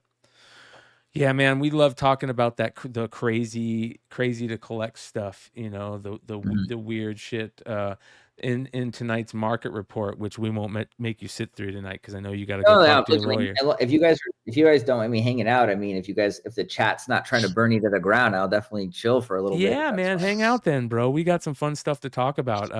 It's funny because in the market report tonight, there is actually a couple of the of foreign variants that are in there that I'll talk. Well, not foreign variants, but big foreign books. The first Smurfs book sold this week, so we'll do a quick market report just to change the tone a little bit and enjoy some of the show because there is some good shit in there. So before we do that, I want to remind everybody that WonderCon is coming up. If you're going to be in WonderCon, let us know. Me, Leg, Clutch are going to be there. Drew from Wanted Comics are going to be there. Are you going to be there, John? You going to be at WonderCon? Not WonderCon. I have like other competing things I have to finish. I'm trying to think the next show for me, like maybe C2E2, but I'm not sure yet. Yeah. Boom. I'll be at C2E2. There we go. So a little Clutch. It'll be fun. Oh yeah. Oh sweet. All right. Big book that's going to be dropped for WonderCon. That the artist of that book was in the chat earlier. I don't know if he's still here. Shout out Mark Spears. But there is a badass book that's being dropped exclusively at that con and Huntsville con at the end of April. This badass G.I. Joe 315, Real American Hero 315. So sick. I'm so excited and nervous at this moment because I just got my shipping notification from Lunar that the variants of ship, and I'm like counting down until like Tuesday of next week to see if it arrives because I'm like, please arrive in time. Please arrive in time. No delays from FedEx, Bro, please. those are badass, bro. Dude, we'll have to freaking hijack the truck. well, the motherfucker, sorry, dude. Chino. Yeah, so it'll be good. We're gonna have these. So Mark's gonna have half for Huntsville. I'll have half for WonderCon. I'll put some on the web store that'll go on sale on Friday morning when the show opens, so that people who aren't there can have a small chance. It's not a lot. These print are really tight for a Skybound books, and this isn't like us dumping books in a Iron Mountain, shredder. This is a 500 print run for the trade dress, 350 for the Virgin and 250 for the foil. So these are real low print runs. So hell yeah, that's the way it should be, man. On cool books like this, in my opinion. Yeah, man. So it's gonna be dope. Nice. It's gonna be real dope. Although Robert did give us he gave me some grief on this one. He said, "You guys are dumb. You should have done them up with the masks as well." Oh, yeah. So Mark, we get Mark, we got Yeah. something to talk about later on. Yeah, that would have been cool. So Mark, if you're not busy. I forgot about those masks that he had in the backpack, the little face mask. Yeah, mustache. You have to do a third variant, dude. Third variant on this. Well, we're hopefully working on some other stuff down the line, and there's other stuff for San Diego that's in the works, and some of the San Diego stuff is, man, it's a busy year, guys. It's a busy year. Yeah, let's hope the country stays afloat. We'll be right. Yeah, everyone has their jobs. It's gonna be a fun year for comics. It's gonna be a fun year for Beyond Wednesdays. It's gonna be a fun year for a lot of comics fans, and we're gonna try and do our best to do some cool shit here too. So I want to remind everybody, if there's any artists out there that want to come up with some cool ideas for shirts, I'm taking ideas for shirts and stuff. If you want to play around with the Beyond Wednesdays logo, you can totally play around with that. Think outside the box on design and stuff, and maybe we'll make your shirt. You could do it on just about anything if you have any ideas. Play around with it, and if you want to use it to, as your sketch opportunities, and it's something cool comes out, shoot it our way, and we'll make some limited shirts and stuff. So very cool. All right, let's get into this market report. Starting off with a very cool old school. Speaking of Japan, Jeez. right? Awesome. Battle of the Planets #1. The original, the OG in a 9.8. Yeah, that is a freaking sick book right there. That's a hard 9.8. Yeah. 15, almost $1,500. And just gorgeous. Absolutely gorgeous. That paper is awful. Like you look at it wrong and it tears. So like 9/8 of that is like, man, that's awesome. Yeah. The way that color rubs right off of it. Also, yeah, that shit paper, impossible. Easy press, but they're already fucked to begin with. So yeah, yep. There are quite a few Mark Spears books in the market report tonight. Even though there weren't any. Price. Yeah, check cover price, and that's all you need to know. Yeah, so it's crazy. Some of these books that sold this week, including this one, the Monsters #2. This is the Keen Spot variant, the ASM 601 homage, sold for $1,000. You guys, $1,000. Wow. Is that a ratio or something? Or yeah, I just wasn't from that book. Is that okay? It's a ratio. Yeah. I don't know. They did a foil and a non-foil of this, and I don't know if this is the foil or not, but it's not even the Kickstarter one, which is crazy. So right. And then this kind of blew me away.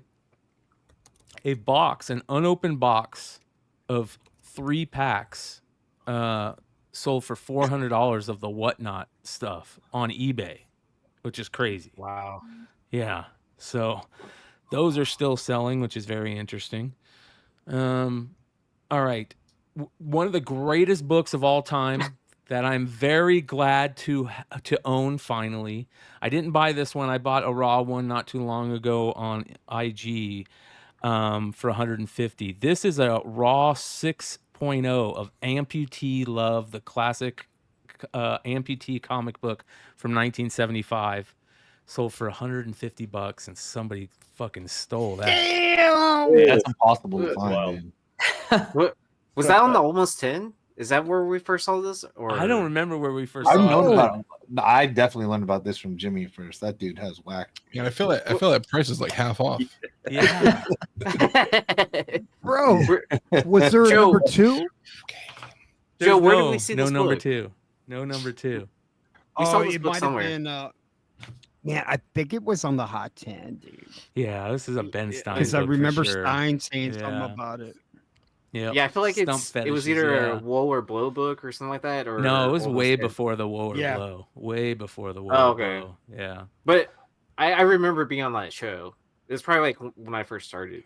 Yeah, that's a fun book. Yeah. This Transformers book is crazy. This is Transformers Lost Light number 25. It's the final issue of that run, that IDW Lost Light run. And it's the retailer incentive variant raw. It's sold for $475. Jeez, that looks awesome. Super tough right there. Yeah. And then, all right, this is the first of a couple of the Kickstarter books from the Mark Spears Monsters run. So remember, you guys, this is that first Kickstarter. I don't know, Mark, one of these days we got to get you to do a print run of what you think each Kickstarter book you have printed for the first Kickstarter, because some of these books are like less than 20 print run on them. And there wasn't very many people that got into that first Kickstarter, but this is one of my all-time favorite homages to collect, the Marvel 25th anniversary homage with Frankenstein, and it's a 9/8 signature series of the Kickstarter book, sold for $800. So the Kickstarter stuff is people are going to realize how rare that shit truly is, and it's going to just continue to climb, I think. Yeah. The Street Fighter Shadow Bride pinup, they're starting to, make some big money on the secondary market, $200 raw, but such a classic cover. That's, I'm not the biggest fan of Ickpot. Some of the proportions Ickpot does is pretty outlandish, but man, this is a 10 in a slightly. I love Ickpot. Oh, It's Look so at that. ridiculous. But it's perfect. I don't know It how, is. but Yeah. it's both. Yeah. G.I. Joe, Real American Hero, number 21, a 9.8 direct, $1,800. Yeah. 1421. Yeah, comic books are dying. They're dying. It actually Dude, sold. all- It did Off actually center, sell. off white pages too. Yeah, it did actually sell for 1,400. Damn, no Yeah. kidding, dude. 1400. Off white pages, bro. Yeah. Yep. I mean, I'm not that picky, but if I'm gonna spend that much money, I'm getting white pages out of it, dude. Yeah. Yeah, page quality. Like people don't understand about page quality. So when you get off white, brown, that means the book is breaking down.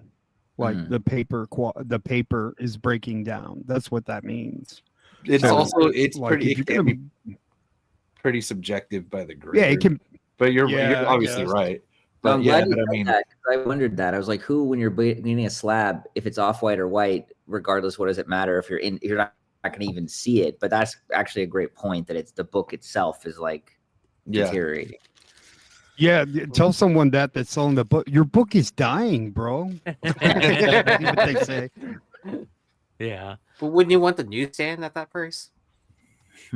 Yeah. Dude, Like, well, I bet you the newsstand is probably going to sell for a little bit more. 2,400. Yeah. I bet you. What'd you say, Clutch? So it's like buying an AFA G.I. Joe figure, with the rubber band at some point is going to break inside there. And you're going to have an AFA figure with like wobbly legs. 100%. 100%. Dude, Captain Cook Wiener. Yeah. Yeah.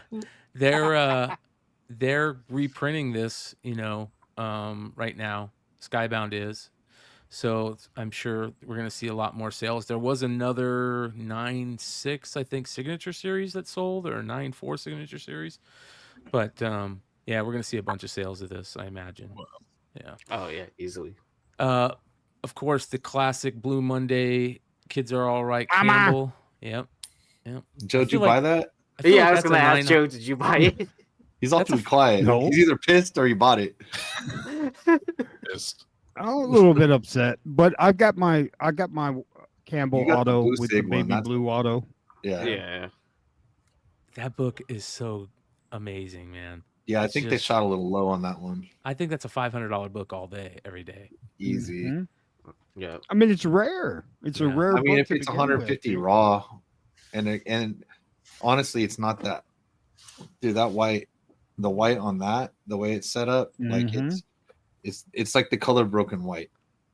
I don't know how to, if that makes sense. Yeah. It'll still go flat, but it's like it's not. Yeah, it's not- you can see It's it. not gonna come. Yeah, you can see it. It's not gonna come out. Kind of like Sally Forth, I guess.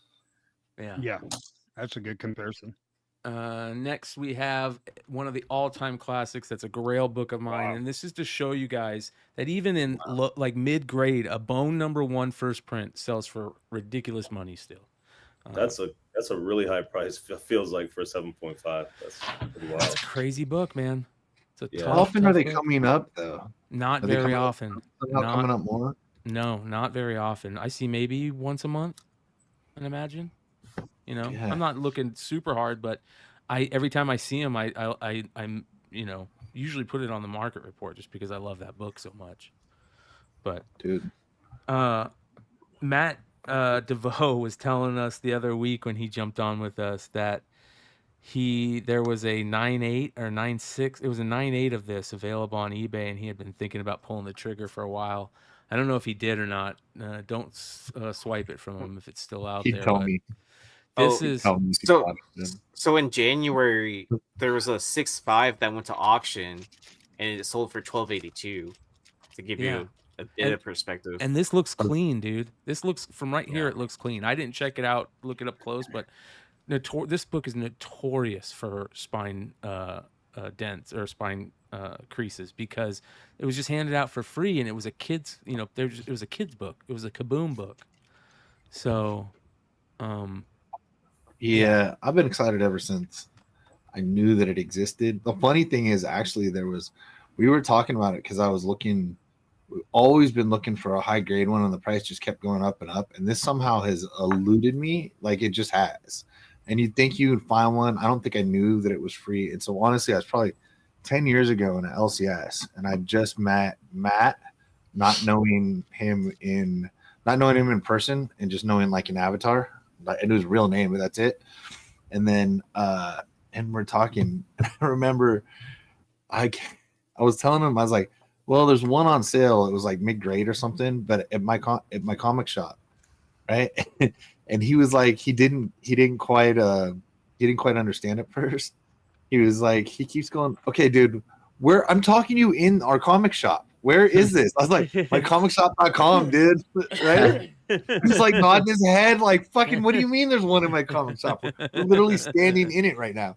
But anyway, yeah. So we've been talking about this book for years. So I hope Matt needs this copy. He finally got his She-Ra 9.8 Dodson and won the raffle for it. So.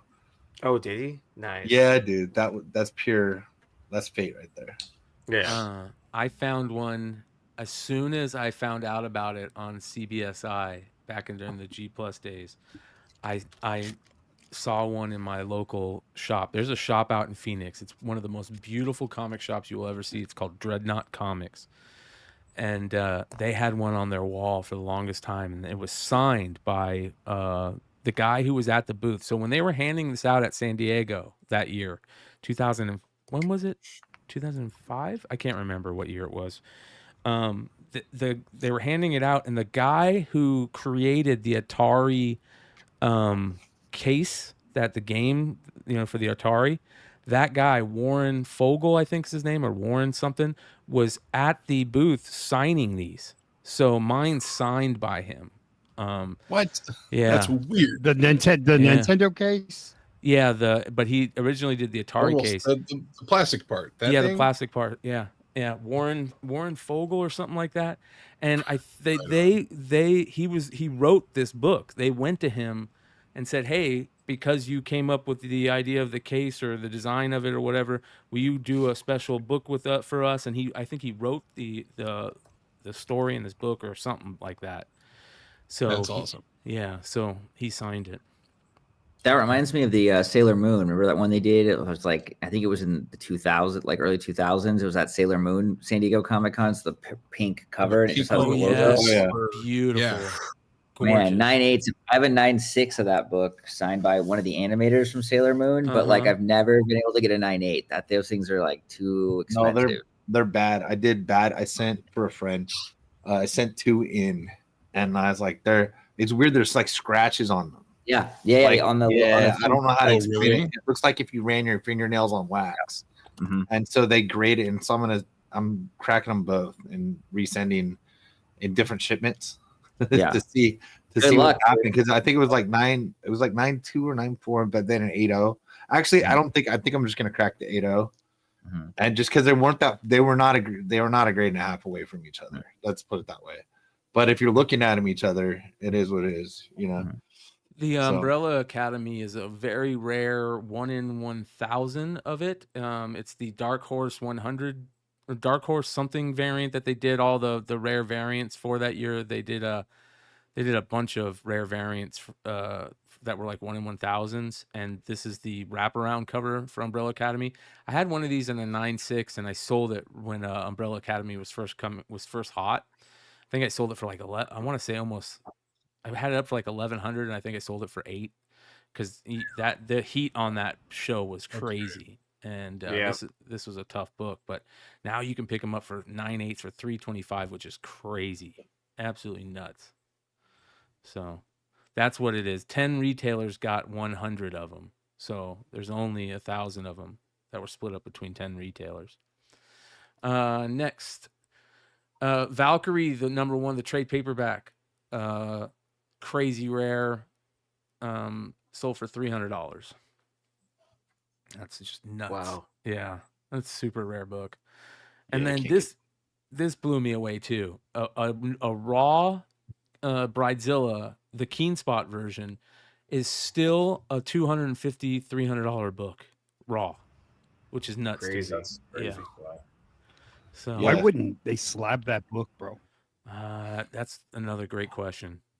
Maybe there was something wrong with it. Yeah. Dude, nobody likes those TATs right now, man. We're waiting for shit forever. People asking me, and I'm like, I don't know what to tell you, man. was all, Yeah, I've heard about that. I will show you the mailing date. I will show you the check-in date, and I will show you how long it's been. You won't like any of my answers. Yeah, I've heard some turnaround times are crazy. Like you'll send in a bunch to get graded, and like one will show up that was like you just said send in or something. You know, like there's these weird things. There's occasional weird ones, but for the most part, the ones that I've sent in, you know, but that's been the case forever. Sometimes you never know why something's ahead of the next one.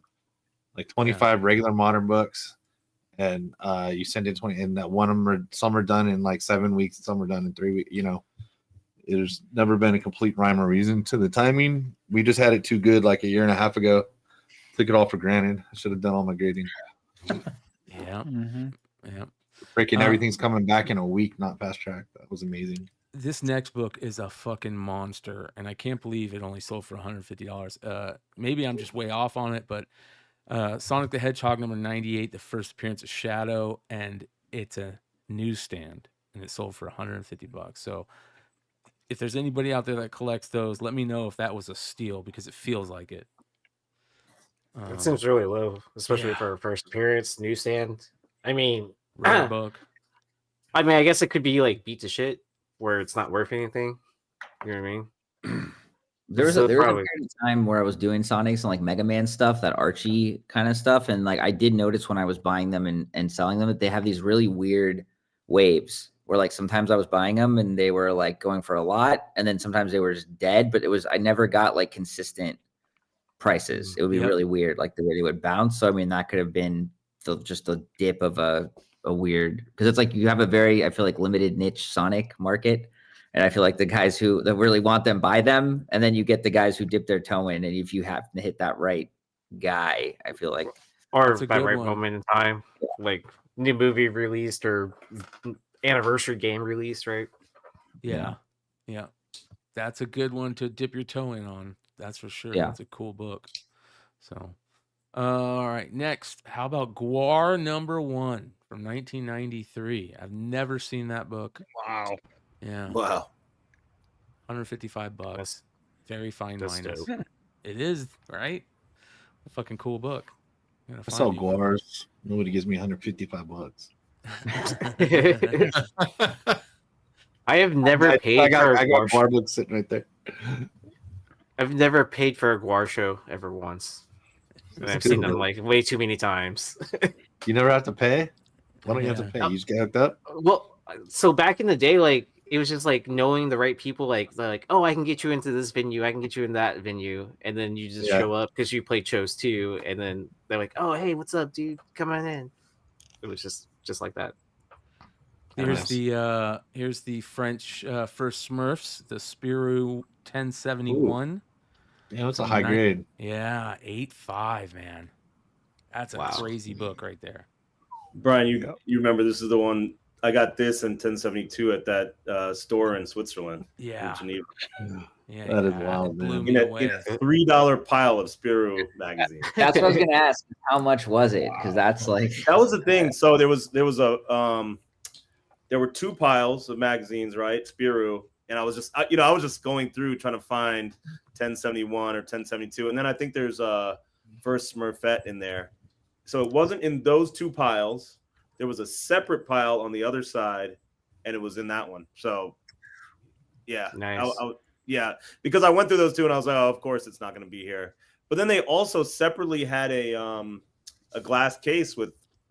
Honestly, I don't even know how they value their books, because it was just like a bunch of random shit in a glass case. And I was like, I was like, why were those not in there? Didn't make any sense. It's like the only thing I was looking for in France. Like I didn't know anything else to look for. So. The thing is, when you buy that though, and you're in France and you want to keep it in good shape, there's no way you have a bag and board with you. So what is the process to get that thing home safe? Yeah, so I had to get some cardboard, like some thin cardboard from like a package store, and then like put it around it, and then put it in my backpack like that. It was awful, but I had to do it that way. Yeah, smart. This blew me away, and here's the reason why. Tech Jacket number 1 is known for having the preview of Invincible in it, right?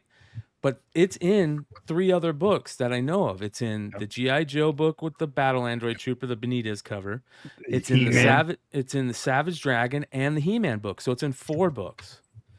And this sold for $142. That's a ton. I mean, that G.I. Joe book, is that G.I. Joe book gonna start seeing this type of?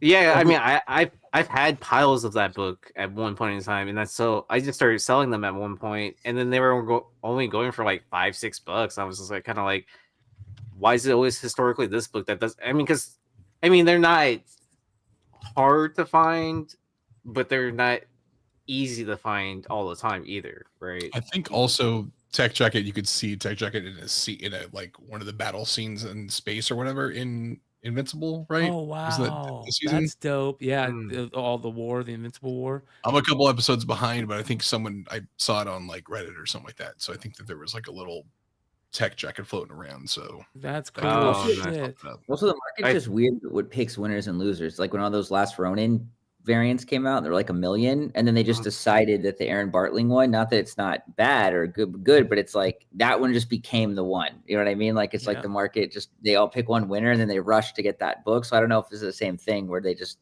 decided that that's the chosen one, and then now that's it. You know, I've seen a lot of sales no others exist lately. a lot of Ronin sales lately. A lot, especially just the A cover in high grade. So I don't know what's going on with that. If there's a little news on the option or the filming or what they're doing, but that's very interesting. That's been happening the last couple of weeks. So I don't know, man. I'll keep my eye on the other ones and see if they'll get some love on the secondary market too. But that G.I. Joe book is really cool, and then the He-Man's amazing because it has a really good J. Scott Campbell cover that you can search out for on there too. So, all right, here you go. Walking Dead #1, the Last Night wine variant in a 9.8 sold for $600. Damn! Wow. Yeah. Tough ass book. Yep, that's a toughie. And one of the toughest. Sean, you got any? No. Yeah. Come to WonderCon, booth 218, I believe, is my booth number. I'll have one. Yeah. X-Men Pressman, one of the rarest books. It's a Grail book for me. I've never seen one in person. I back in the day I used to search for the actual game to try and just buy the game to get lucky and get one in the actual game. But you can't even do that anymore. A 9.4 sold for less than $225, which is crazy to me. I feel like that's really low because a lot of these copies are super beat up all the time because it was inside the board game, right? Yep. So, so you have a comic flopping around, game pieces flying on it, whatever. So yeah. What a great Jim Lee cover. I mean, was the game even good? You know what I mean? It was a board game, bro. There's only a few good board games, right? Monopoly. I think people like this more than anything, Risk, right? Yeah. Only a few good board games, dude. The greatest one was Stratego, man. Sorry. Greatest board game ever. I don't think I've ever played that in my entire life. Mousetrap? Remember Mousetrap? It was based on yeah. I just remember everyone always trying to set up the Mousetrap, like just setting up the board game and never succeeding. Yeah. Yeah, dude.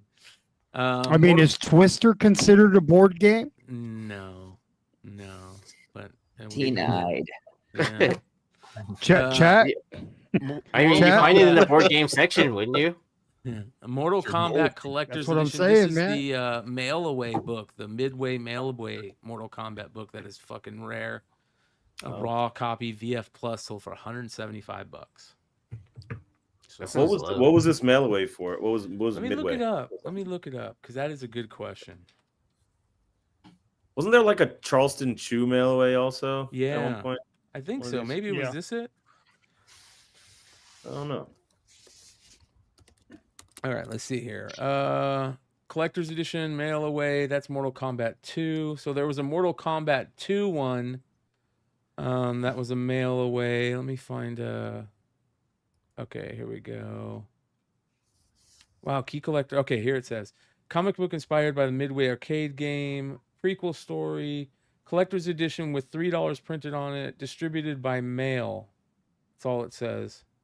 Oh yeah, obtained by purchasing the 1992 Pressman X-Men board game or mailing in a voucher included with the game. Oh no, yeah, that's for the X-Men one, not for the Mortal Kombat one. Oh, you're talking about the Mortal Kombat. Okay. I thought you were asking about the I go, Mortal man, Kombat. that game came with Mortal Kombat. Dude, I was literally just thinking that. I was like, you get the Mortal Kombat and the X-Men and the Pressman randomly. I just get them all. I was like, Pressman knows where it's at. Yeah. Okay, so what you're saying is X-Men 11 is actually a mail-away book? No, it would come in the Pressman, but you could also get a voucher for it. Yeah. Okay. Yeah. And then the Mortal Kombat one was a mail away book too. Okay. Yeah. Next. All right. There's some dope Spawn books, but I forget about this one all the time. The 300 New York Comic Con silver foil one is so beautiful. Sean doesn't forget that book, do you, Sean? That book is crazy. That was the first time I ever saw Sean. He was at a crowd of people yelling, "Get away from the booth!" Like just full on attack mode. The roughest con I've ever been a part of. Really? Insane. Oh yeah, that New York Comic Con, like, I don't think I've ever seen like people that I. it's rough, man. People in the industry that I had, like, collectors and stuff that I met through Walking Dead for years and who I'd become friends with or whatever, just became like, my respect for them went out the door because seeing them how rabid they turned to get this fucking book, and I was like, I don't think I can ever deal with you again. Like, there's two guys that I will never speak to again.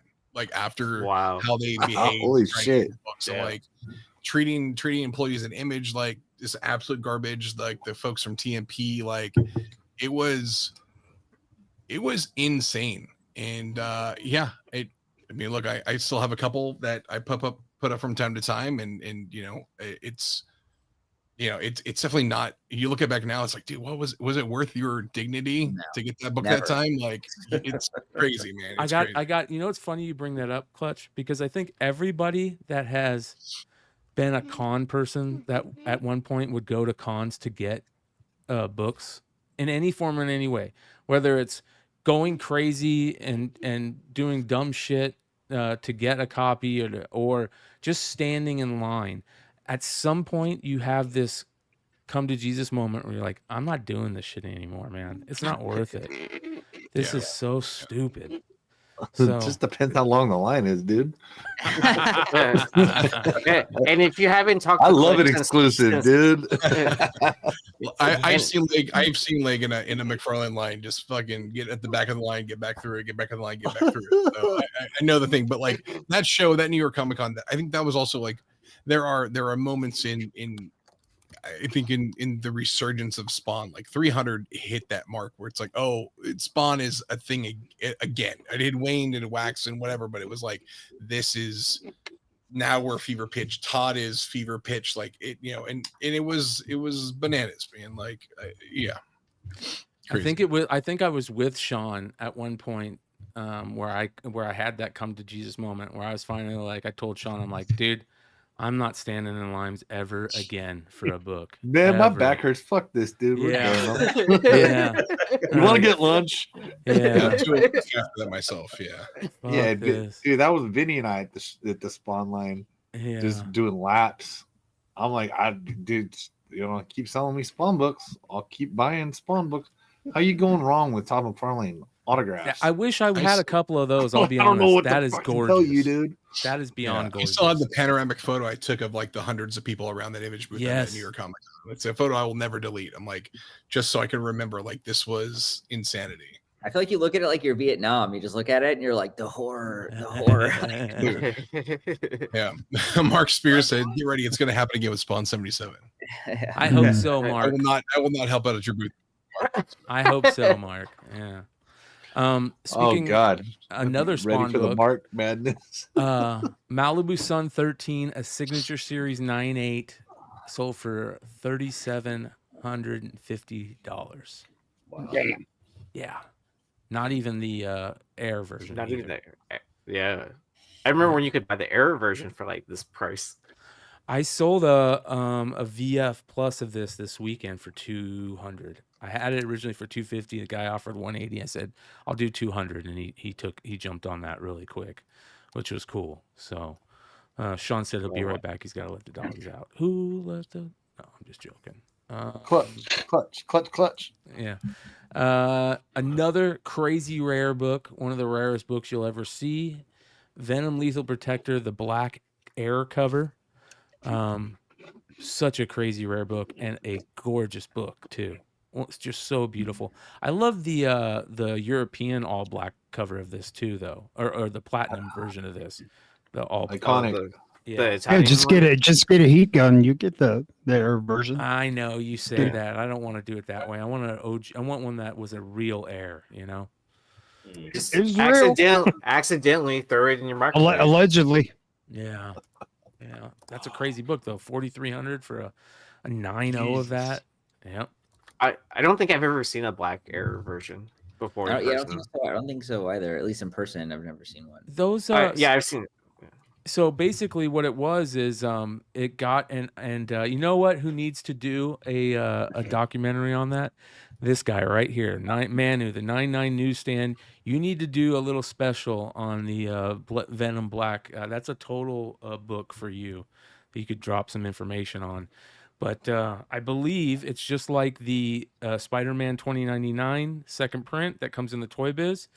It's the foil book. It just doesn't have the foil on top of it, right? So before they put the foil on it, it's all black. Just like the Spider-Man 2099, before they put the red foil on it, it's all white. So I think that, finding an original like that's crazy.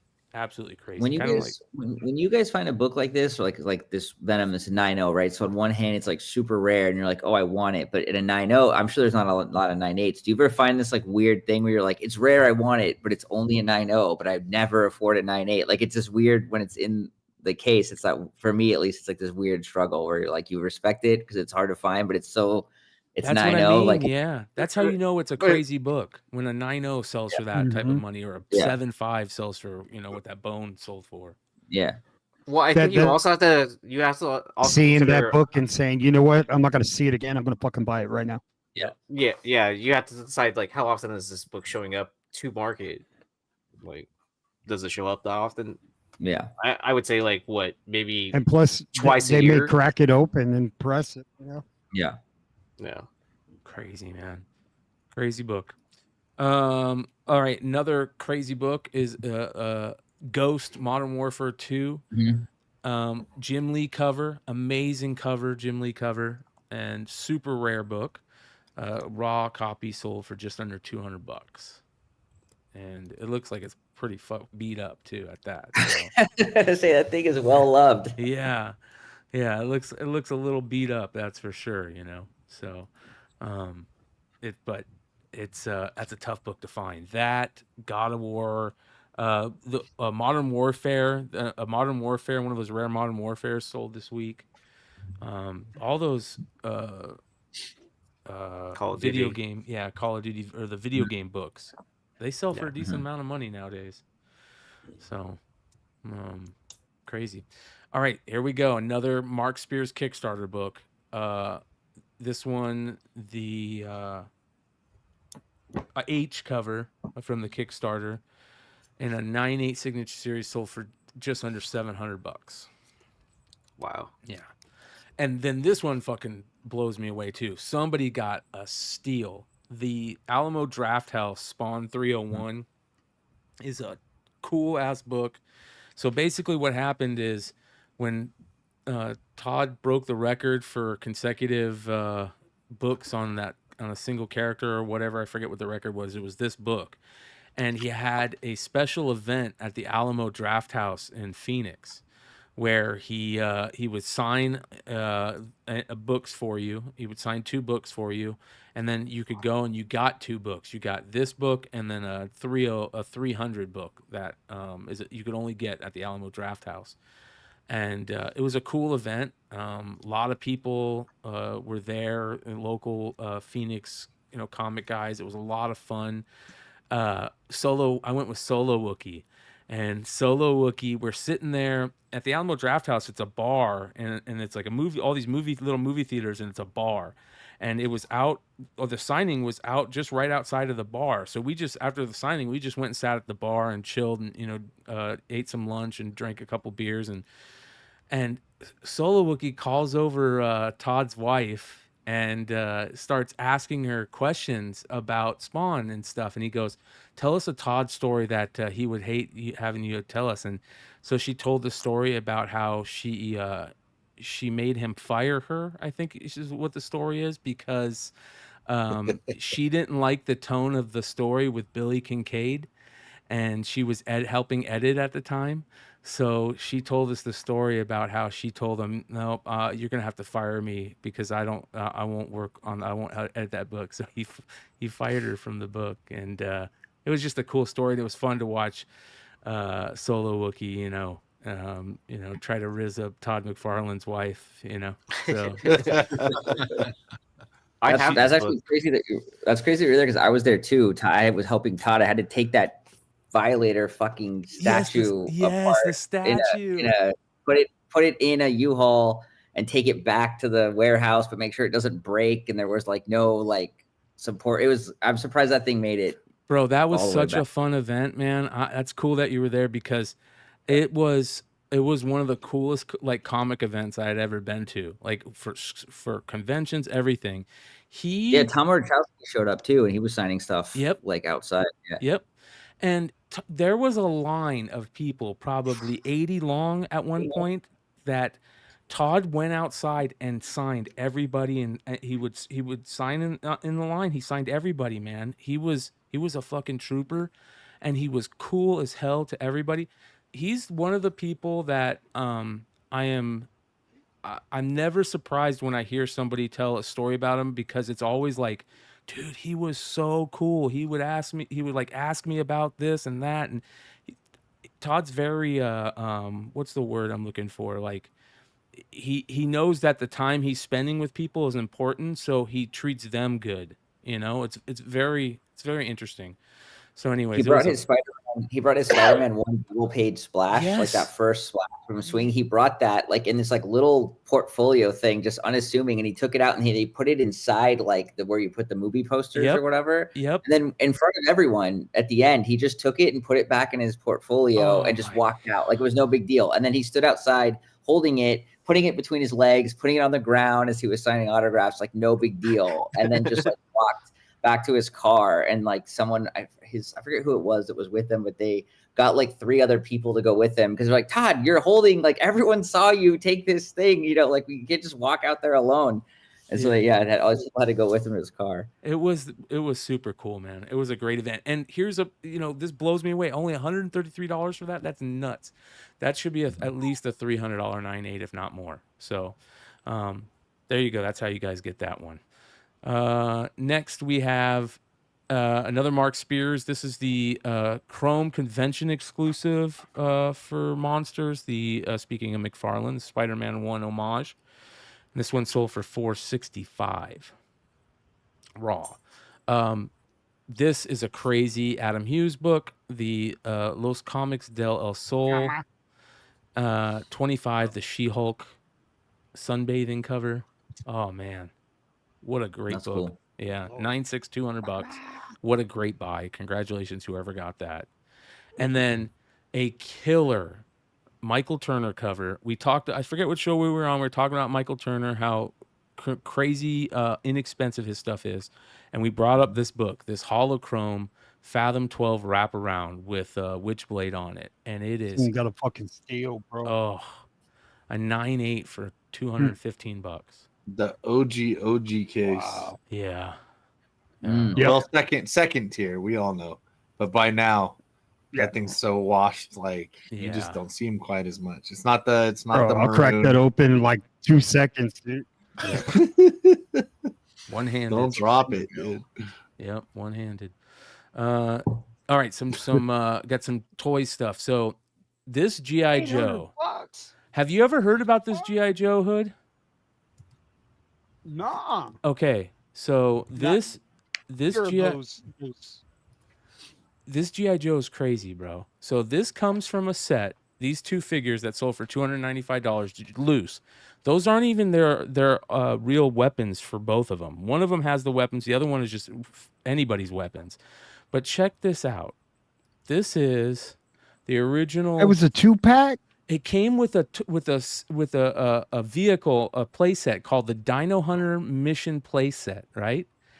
Look at this playset. Look how badass the box looks. Okay, all right, and look what it really is. The Dinosaur Hunter has no arms, dude. So, but it's like he's crossing his arms. It looks like it, right? It's terrible. Eat these guys? Yeah, not. Bro, that ain't gonna kill him, bro. Or maybe it might. Look at those tits. So here's the low light. The low light weapons are there, and then this is the other guy, and his weapons weren't there. So these two sell for a crap ton of money, man. That's crazy. Just themselves, $295 just for the two figures. Bro. Yeah, that late era, like late, the last 2 years of G.I. Joe stuff is so crazy rare. Yeah. I wonder if I had any of that. Yeah, I think that goes for a lot of those properties, like kind of like when they come to the tail end and they start making these weird figures, like a lot of those were just kind of rare. And I think probably a lot of people sort of grew out of it or moved on. And, you just have things like this or like random weird, like Teenage Mutant Ninja Turtles, like just random figures. And you're like, what is this thing? Dude, those guys, the Turtles as baseball players were awesome. All right. That every kid wanted. Yeah, totally, bro. That's exactly what it is. We got some turtle stuff coming up. This is a dope figure. This is so in the UK they call G.I. Joe Action Force. In the UK, Gung Ho was a bad guy called Gaucho. So this is the original UK version of Gung Ho called Gaucho, mint in the sealed bag that it came in. It came with a vehicle back in the UK. So this is a rare figure. $831 for that figure. That's nuts. You know who they modeled that figure after, bro? Who? You remember in Apocalypse Now? Yes. Robert Duvall's character? Yes. He was wearing something just like that, dude. Yeah. Yeah. That's a cool figure, man. Gung Ho is always one of my favorite all-time figures. All right. I think I've talked about this figure a lot on Market Reports, but it's one of the toughest figures to find. It's one of the coolest figures of all time. It's the mid-2000, the aughts, 2006 Toy Biz figures put out some amazing figures at that time period. Put out the Spidey Hulk figure, put out this figure, the Dragon Man figure from the Fantastic Four series. It is so rare. It's massive, and it's a super cool sculpt. A 8.5 with yellow bubble sold for $800. I've seen this figure sell for $500-$600 just raw by itself, opened. So very, very tough to find. I've never seen this. Have you guys ever seen these? They're called trash wheels. And this is one called the Slimy Steak, and I guess it's like a mix between a food toy and a Hot Wheel. This sold for $318. Kid didn't just make that. Does anyone recognize this? Does this look familiar to anyone? Because it doesn't. It looks. I've never seen this. Crazy, it right? came from Universe B, so yeah, Mandela effect, right? Slimy steak figure. It's crazy, bro. $318. All right, I love I remember when that Van Sciver cover came out of Green Lantern Rebirth, the number 7 issue where it was Batman as the Green Lantern. It was one of my favorite all-time moments, and I loved throughout the years where they would make Batman turn into one of the lanterns. He became a Yellow Lantern, and then of course in that beautiful David Finch cover, he became a White Lantern. Well, they did toys of each one, and they're all badass. I remember there was one also where that was really cool. They made a toy of him that he glowed in the dark also from the Superman Batman series. But anyways, they would do these cool figures of them. And the White Lantern Batman figure was a WonderCon exclusive in 2011. and I totally forgot about it. And they made 1,000 of them, which is, I mean, it's not a ton, but you know, it is what it is. And it sold for $200, so not too crazy for a 1,000 print run figure. And then my favorite figures in the Star Wars universe have always been the hologram figures, right? And I love when they light up too. And this is fucking mean as hell. That's fucking killer, man. Right? Darth Maul, the Phantom Menace Wow. hologram figure. Look how mean he looks. He just looks boss, dude. And I want That'd be badass. It came with Palpatine, dude. So you remember there, right? With Sidious at Celebration, I want to say Celebration 5 or 4, they did a Sidious that was, you remember the little thing that his hologram walked out on, that little toy or that machine? They did a figure, a Hot Toys figure of that, and it has a light bulb on it, and you put the hologram Sidious on it, and it's badass. So that would be cool if they did something like that. I love that. I gotta find that. And then the classic, you know, Jordan versus Isaiah. They fucking hate each other. We all know that the fights that they would go through, right? Just legendary. And they did a starting lineup 1-on-1 of them two, and a mint on card one sold for almost, you know, $350. It sold for $350 after the '88 Olympics too. Yeah. Yeah. After Jordan snubbed Isaiah. Yeah, that was 92. No, that was 92. Yeah. Oh, never mind. But he was on the Jordan was on the he was on the 84. Yeah, Olympics. but what you could do, you could crack this open and get the cards and get those cards graded, man. Yeah. Yep. That's I don't know though, Jordan but card, man. But PSA is grading harder on their centering now. Like it can no longer be 60/40 to be a PSA 10 now. Yeah. It's kind of what's better to have the cards or the cards graded or this like in this. If it was the original Jordan, if it was the original Jordan, I would definitely say the cards graded at a 10 is better than the mint on card. Because those cards are rough usually. But speaking of Teenage Mutant Ninja Turtles, here you go. Here's the craziness. This is the type of shit I was talking about. That was my favorite figure. I had that, and I'm looking at that price, and I'm like, "Oh God, yeah, that's upsetting." I didn't know that thing was so expensive. Does it have to be the actual cloth trench coat though? Yes, it has to be the cloth one. Yeah, I remember you said you had the other one, the other version. The cloth one is the rare one.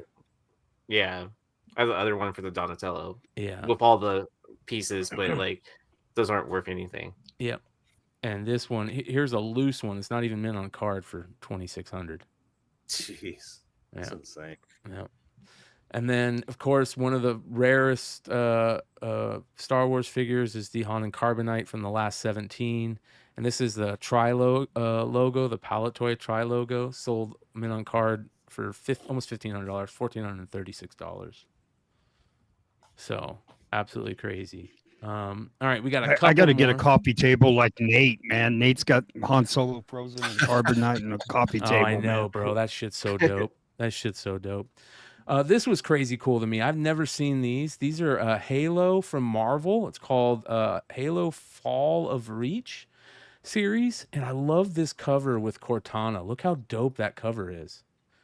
I always thought Cortana was such a cool thing, and I remember the first figure they had of her that lit up was awesome. But these are it's a limited series from that I never knew was around from Marvel, and it sold for $118 for the set of 4 raw.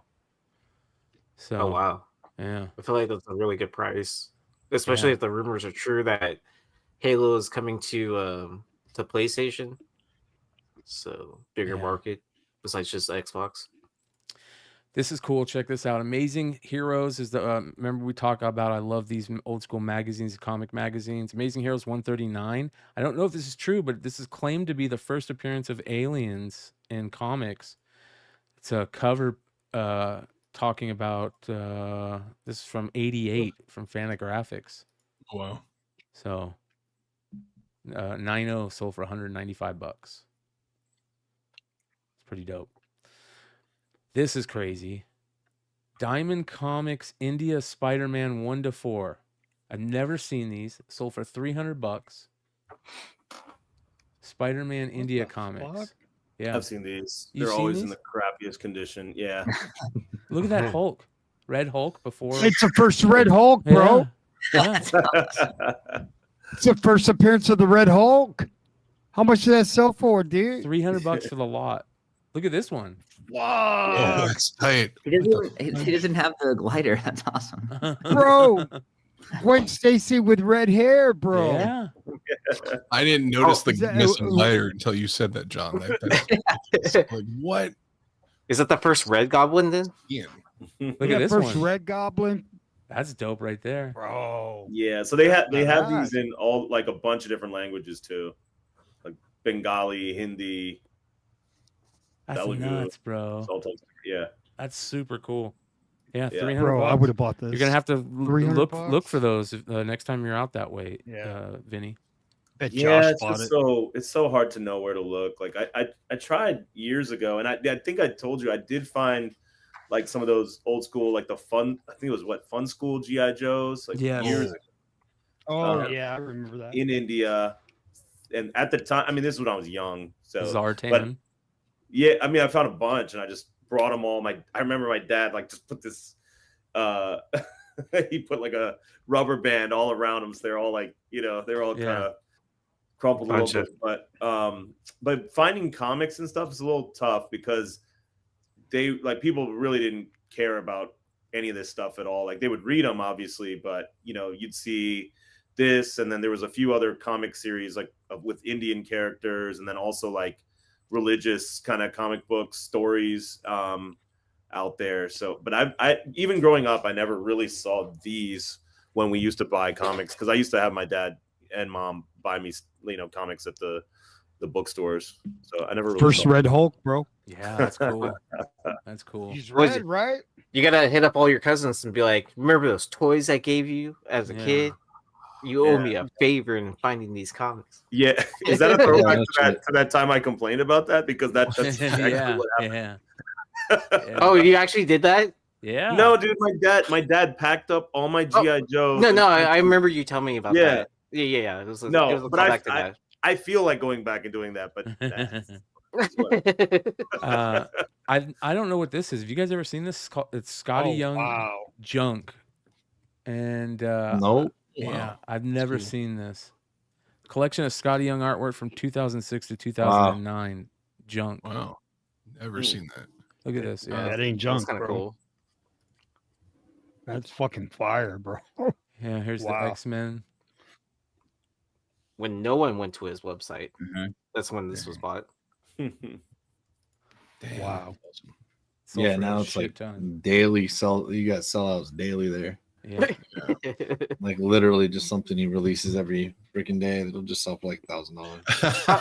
I mean, I used to miss his old school website, honestly, because it was just like randomly, like, I'm gonna post this random OA, and then someone buys it, Yeah. and then I feel like he exploded during pandemic when he was doing the daily sketches or weekly Right. sketches. Yeah, He's still doing them, right? is he Every still doing once in a those? while I he'll don't. do 'em I don't whenever know he if it's goes to, like, daily, but a- that's kind of what I was talking about. Yeah. when he goes to like Yeah. a restaurant or something. Yeah. I've never seen these. Have you guys ever seen these? Spider-Man Saga. This is crazy. Sold for $260. I have seen those, but I don't know what they are. 4-issue pictorial history of the world's greatest non-mutant superhero. That's gotta be just like a printed for a business or something. It's around the time that McFarlane. Look at that. I've got that. That's Al Milgram. I've got that issue right there.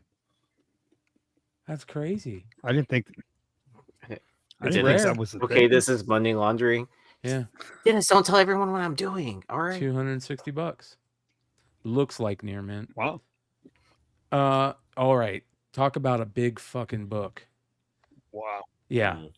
The rarest Spider-Man #1, in my opinion, the Walmart newsstand You see, in a 9.8 signed by Stan and McFarlane, sold for $4,500. Jeez. What year is that signature? What does it say?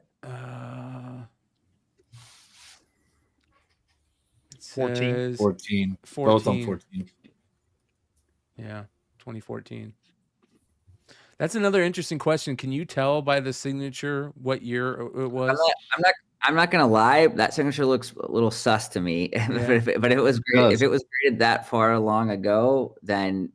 But to me, there's I don't know. There's a lot of I could usually tell you like the hour of signature time he was on, like how close the E's get together, what that underline does. Like he did rarely sign anything with that swoop at the E that was straight down. It usually has a little curve to it.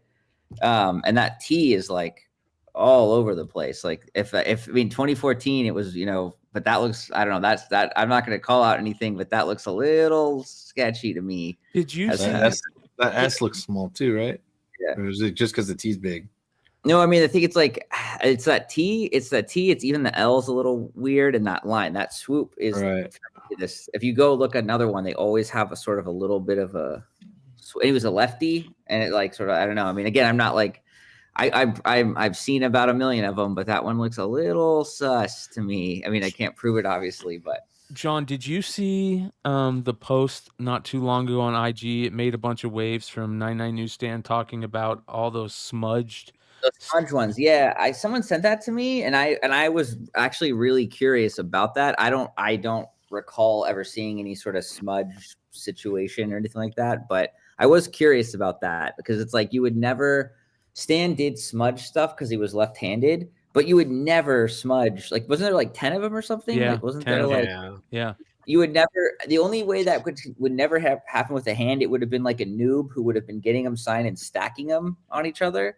And then they would smudge if he was using like especially a chisel Sharpie. It would still be wet enough. So conceivably, to me, it looks like if anything, you'd have to look at the back of the books. Mm-hmm. If those smudges, there are back smudges also, then someone just stacked them too fast. If there aren't smudges on the back, there's like no legitimate reason how you would smudge that many. You would never just keep letting that happen. So I would say the back of those books are probably the most important part, is if they have smudges on the back or not. He's actually in the chat right now, and he said, "Do you mind if he DMs you?" And he didn't realize I was going to ask that question. So, if it's cool, he'll DM you. Yeah, do me a favor, just because my current frequent amount of death threats I'm getting, if I open up my contact thing, I'll get with him through one of you guys so that I can, and I'll talk to him about it. Great. Perfect. Yeah. I can do that for you, brother.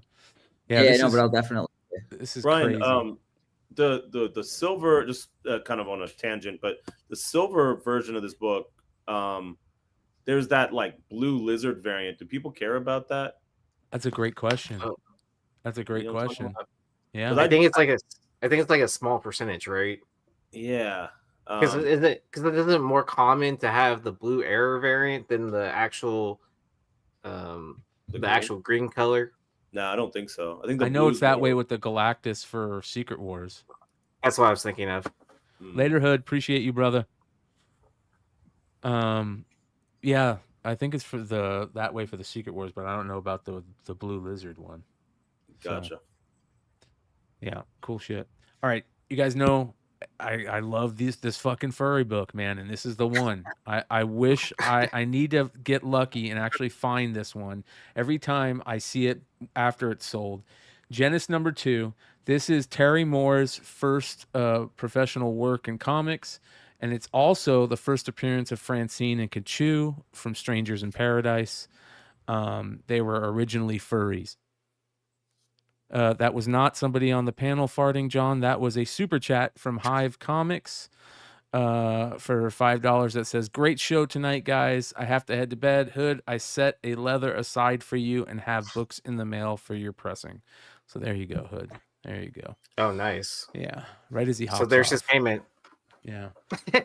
So yeah, this is a crazy, crazy rare book. Let's see if he shows no, I was hoping he was going to show the Francine and Kachu in it. But yeah, crazy book. A bunch of these Genesis furry books sold this week.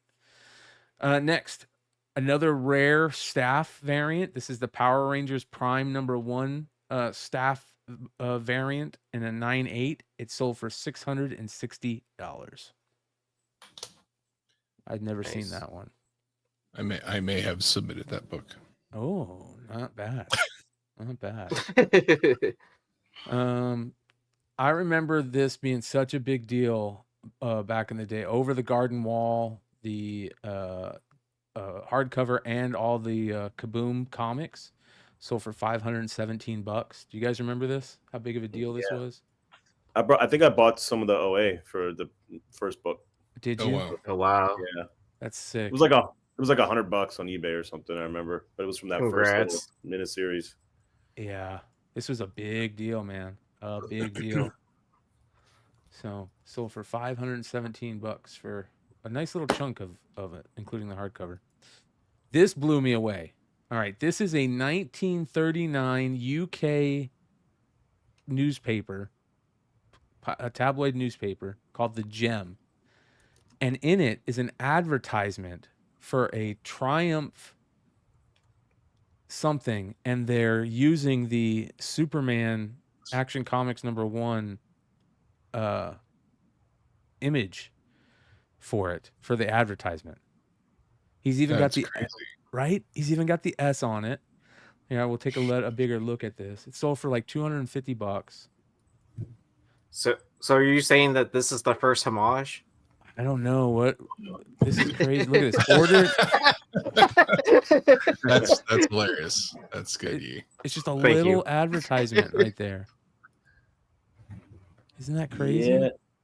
I remember seeing the Triumph book recently in an auction, but I guess this is like the ad that preceded it. Or one of the ads. That's cool. It's the first Marvel value stamp situation. Oh, okay. There we go. Yeah, that would be dope. Sold for $260. Or Wolverine in the ad situation. Yeah, right? Exactly.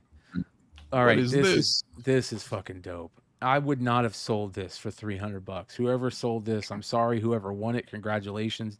This is the famous Heroes for Hope X-Men comic, the fundraiser comic back at '85, signed by 14 people, including Stan. That's awesome. Dude, this is nuts. Listen to all who signed this. Okay. So it's signed by Klaus Janson, Al Milgrom, Joe Rubenstein, Stan Lee, Sal Buscema, Carl Potts, Art Adams, Ann Nocenti, Terry Austin, Tom Palmer, Paul Galassi, Howard Chaykin, Louise Simonson, Tom Orzechowski. And is that it? I think that's it. That is crazy. That's only so cool. $300. Yeah, I wouldn't sell that book. Not even a bit. JSS Brooklyn for the $4.99 super chat says, thanks again, Brian. Great show. Good night, all. Good night, brother. I'll hit you up soon. I owe you a phone call sometime here shortly.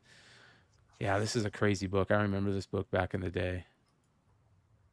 Look how cool. Very, very cool. So, and there's Stan himself.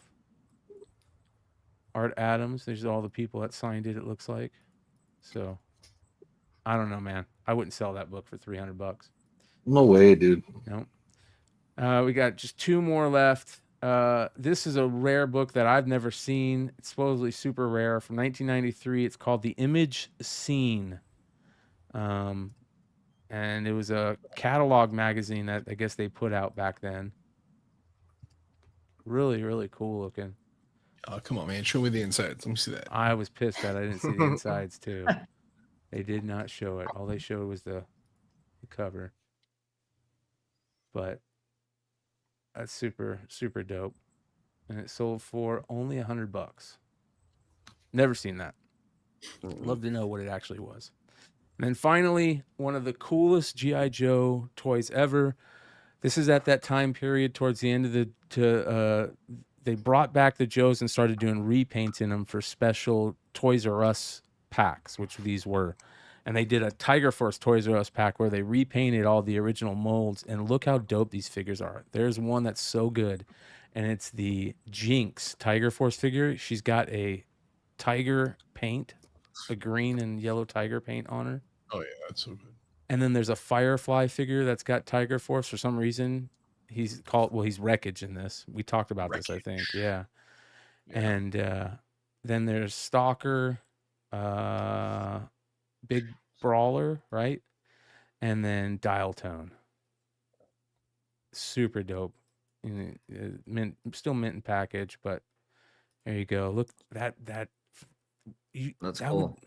we'll talk about this after the show because that would Well, be Dial cool. Tone really getting the shaft on the name there. Everyone else has got cool stuff, and you get call waiting as your name. That's literally what I just thought. I was like, damn, dude, Dial Tone. I'd be mad if I was a Stalker G.I. Joe and then character. Dial Tone. Yeah, but Dial Tone was a badass. He was a cool figure.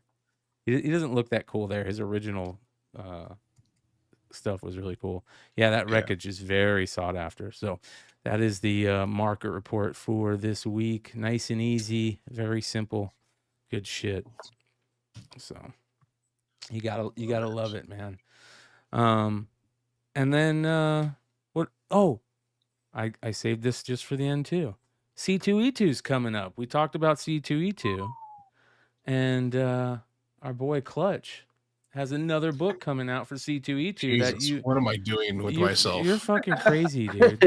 Why am I doing so many fucking variants right now? Look at this, Sajad Shah. Yeah, Sajad and I have been buds for fucking almost 20 years at this point, and getting him to do this cover was something we've worked on for a while. And actually, this was supposed to be out well before, but we just decided, like, since he's gonna get the show, we'll save it for the show. So yeah, Drew from One Comics and I went in on this one with Sajad. So and these books, the images here do not do them justice. They look so good, especially that foil. The foil looks, it's tight. So I'm glad that foils are starting to look good. It blows me away. I know Drew has him often, but whenever you see Sajad on a eBay live show, what he does to this art, and I get to see a lot of it up close, is so damn good. Like just the remarks and stuff like that. It just far and away better. You're not getting a doodle like David Mack or something. you get the legit, right? Legit. Yeah, so John and I are gonna do a stream at C2E2 with these books, and we'll do some sketch covers and some remarks and stuff. So I expect that to be a pretty fun show. Oh yeah. Well, give me a ring if you need help with anything. Just come over and like sort some books, man. Let's go. Okay. Yeah. That's dope, dude. That's good shit. It was New Comic Book Day. There was a lot of craziness crazy good shit that came out today. I just want to go over a couple of them before we call it a night here. Batman #6, came out, and of course we had big reveal in the end. We got the Joker reveal. So I won't spoil that for anybody. We kind of talked about it with Billy the other night. Shout out Billy at Economics and Comics, but pretty interesting. I hope the next storyline is really good, and that they kind of slow roll the Joker stuff and make it really badass. But I don't dislike the Alex Maleev one at 50. I think it's pretty good. So it's kind of hard to do really good covers for this Batman, and that Maleev one is actually pretty damn good. Upside down cover. So there's that. Flash, Absolute Flash #1 came out. I haven't read it yet. I'll check it out. Give it a shot. And let's see here. There was a John Boy Myers, that's Fan Expo, limited to 1,000 on one. This is the 1 in 5 UK variant. And then there is all these 1 in 100 black and white and a logo design foil. There's a ton of variants for it, so there you go.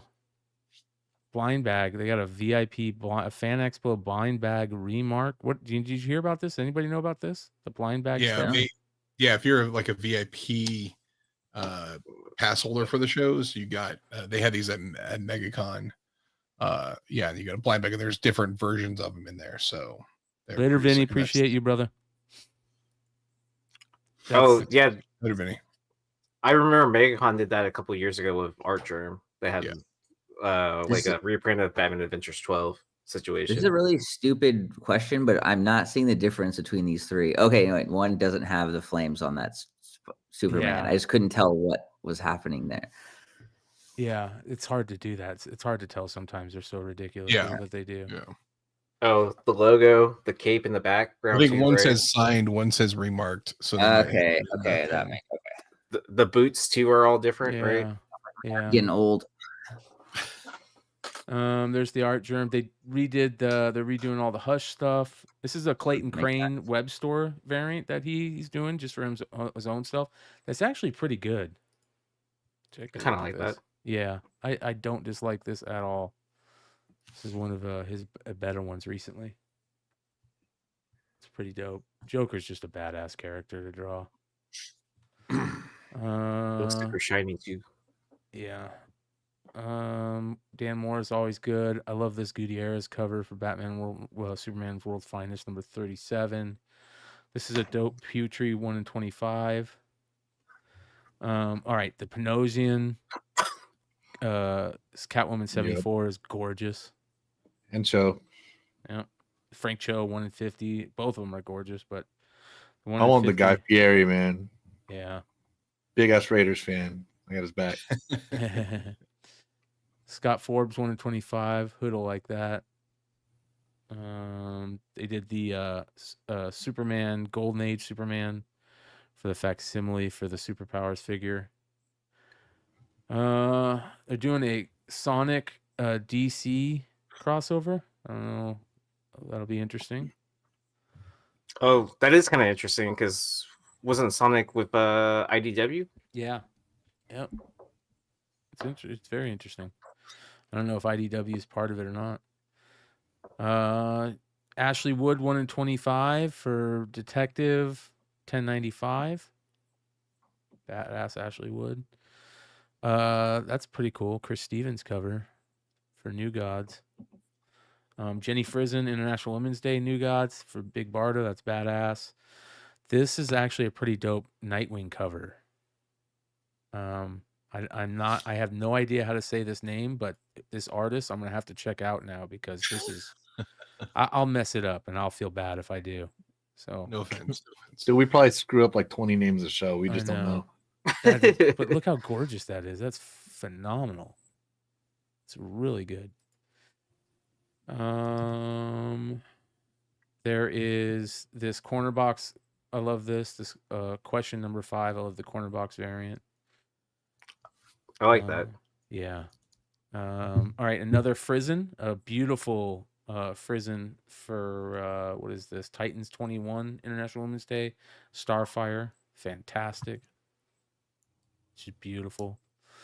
Nakayama Zatanna and a Jamal Campbell 1 in 25. This regular Jamal Campbell's good too. But this is the Dodson is fantastic. Oh wow. Yeah. Really good. All those Zatanna covers have been good. Diamond stuff, you got the Herculoids. You've got let's see here, Linsner. I like the Linsner. Linsner stuff is always good. Red Sonja Mars Attacks. Classic Linsner and even. Look at that Linsner for this one. This is great. Where's the regular? I need to see the regular for that one. Where is it?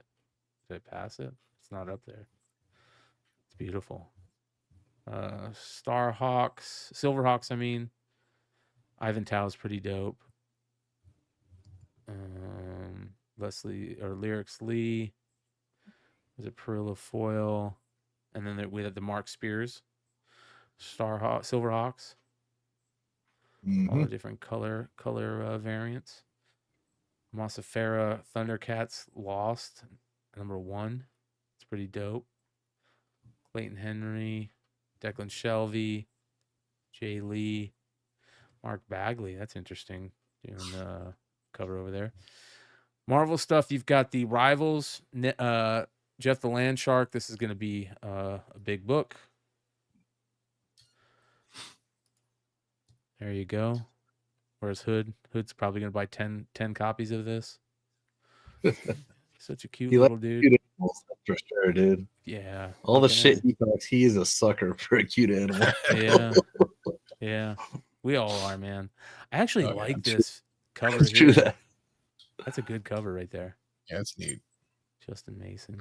Momoko's interesting. Kimono variant. She's doing those kimono variants. I like these too. The April Fool's Day Matthew Waite shirt cover one. And then, oh, dude, these covers for the for the Daredevil Unleash Hell. Wow. Even look at this Momoko. It's actually good. That's Oh, yeah. cool. Yeah. And this Talavera 1 in 50 is really good. Fantastic. Delatorre 1 in 100 and an Albuquerque 1 in 25. Deadpool Wolverine. Carnage stuff. There's another Kimono Momoko. This Rian Gonzalez 1 in 25. Oh, that's awesome. It's really nice. That's awesome. Fucking beautiful, man. Too bad she doesn't do a lot of shows. I have to see her in Japan. Is the only place I really see her. She does like one show there a year that I go to. Really? Oh wow. Yeah. Oh my gosh, that is just an amazing cover. That's probably her best one in my opinion yet. That's really nice. There is the facsimile for Fantastic Four #3, and then the J. Scott Campbell Magic has all the fucking covers. I mean, this cover right here is better than all the ones he's done yet, in my opinion. And then there's some really good. The rest of these covers are good. You have the Frizen. I mean, all of these are good. Really fucking excellent. This one's really good too. This Pacelli is really good on the Miles Morales #31. It's really excellent. This Derek Chu for New Champions #3 is fantastic. This is a key first full appearance of Magnetrix, the female Magneto chick. Derek Chu is awesome, man. Yeah, lately he's been. We don't feel we see enough of his stuff at all. Well, I think we see a lot of it, but lately he has upped his game. He has really sharpened his fucking sword. And we're starting to realize how good he is. This Capuccio is badass for One World Under Doom. And then I like this one too, where he's reading the One World Under the Books of Doom. And then the Linnell Francis Do You Doomasaur. That's awesome. That's super sweet. You've got more Doom books. All right, this Ben Harvey Psylocke 1 in 50. I would really get this one without the trade dress. This is one of the few ones where I would pay the extra to get the virgin cover because it looks so much better. That is just damn. Yeah. I'll say it for Hood. Mama. Yeah. Mama. Yes, sir. And then there's the Psylocke Rivals, Marvel Rivals. That's good too. This one's good too. All these covers are good. There's the Kimono Momoko. The Segovia. I like Steven Segovia. That's not Minerding, but the Torrent Clark's good too. TVA. The Mark Bagley 1 in 25 for Ultimate Black Panther. #14. That's on #14 already. Wow. That's crazy. Love this Martin Simmons right here for Ultimate X-Men #13. It's creepy as hell. And then the E.M. Gist Werewolf by Night's awesome. Marvel Animation second print 1 in 25. That'll be a big book. All right. Image. Let's see here. Bug Wars. I still got to check it out, but I heard it's pretty good. Gunslinger #4. I'll read this probably later tonight. Been loving this so far. Jimmy Palmiotti's been killing it. Let's see here. The Deviant. It's got some crazy covers. I love these 1 in 50 design variants on the vehicles with the blueprints.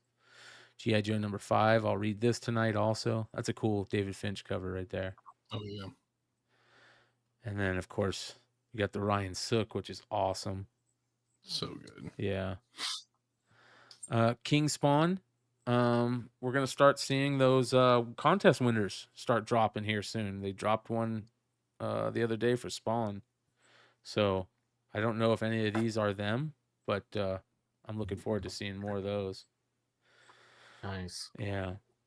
Let's see here. Power Fantasy, Rat City, the Rockefellers, which is Ghost Machine stuff. And then you got Saga #72. You got some Transformers. What are these pre-release for 17? These are variants, it looks like. This is Planet Comic Con. Yeah. This weekend as well. There we go. 'Cause There we go. 'Cause There we go.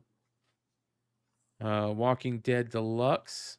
You've got some Boom stuff. All right, this Lost Boy, or The Last Boy, Peter Pan book. You got a Panosian cover. You got an Adam Hughes 1 in 25. I don't like this Hughes though. I'm not a fan of it. I think I don't know. It's kind of lacking to me. It doesn't look like Adam Hughes. If you didn't have the signature, you wouldn't know. I agree. It doesn't look like Adam Hughes. It's a little off. I mean, there's a couple parts that look like Adam Hughes, but yeah. Yeah. But overall composition doesn't look like Adam Hughes. It is weird because it's like, here's this gigantic ear and a firefly's butt. So yes. Oh, this so was like it makes sense maybe, but yeah. Looks like takes away focus from the female. I gotta be honest. It looks like there's something airbrushed out of it. That's what it looks like to me. It looks airbrushed. It's weird. You know what he should do? He should throw some pixels on it, and then we'd all spend $300 on the cover. You're right, dude. You're fucking right. Andrew K. Curry, amazing artist. That's gorgeous. Limited to 125 from Boom Direct. By the way, like I just I'm gonna say this out there, but like Andrew's such a cool dude. I got to hang out with him a bunch at MegaCon, and like he's so nice and such a genuine dude. Like I was like, man, this guy's just too pretty. He's got such too great of hair to be like a cool guy. And I was like, kind of like John. John's got great hair too. And I was like, you're too cool. But like, dude, he's so cool. He's so smart. And like, isn't he a teacher? I heard he's a high school teacher. Yeah, dude. Yeah. He's so sick. Yeah, we got to talk to him one of these nights. He's done some amazing stuff. His turtle stuff has been unreal. There's also Sienkiewicz that's really good. Look at this Sienkiewicz. I haven't heard about this series. This is the first time I'm hearing about this series. Dan Panosian. Is Panosian writing it? Yeah. Wow. That's cool. That's cool. That's very cool. Man, he's got a lot on his plate.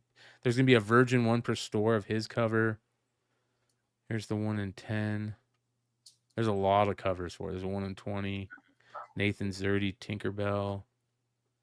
Man, there's a lot of covers. Holy cow. And then this book, Lawful. Black Axe. Mouse Guard. Oh, Mouse Guard's coming back. Huh? That's interesting. Look at that. That's a dope Mouse Guard cover right there. Mouse Guard was a great book when it first came out. I remember that. Just weird sized.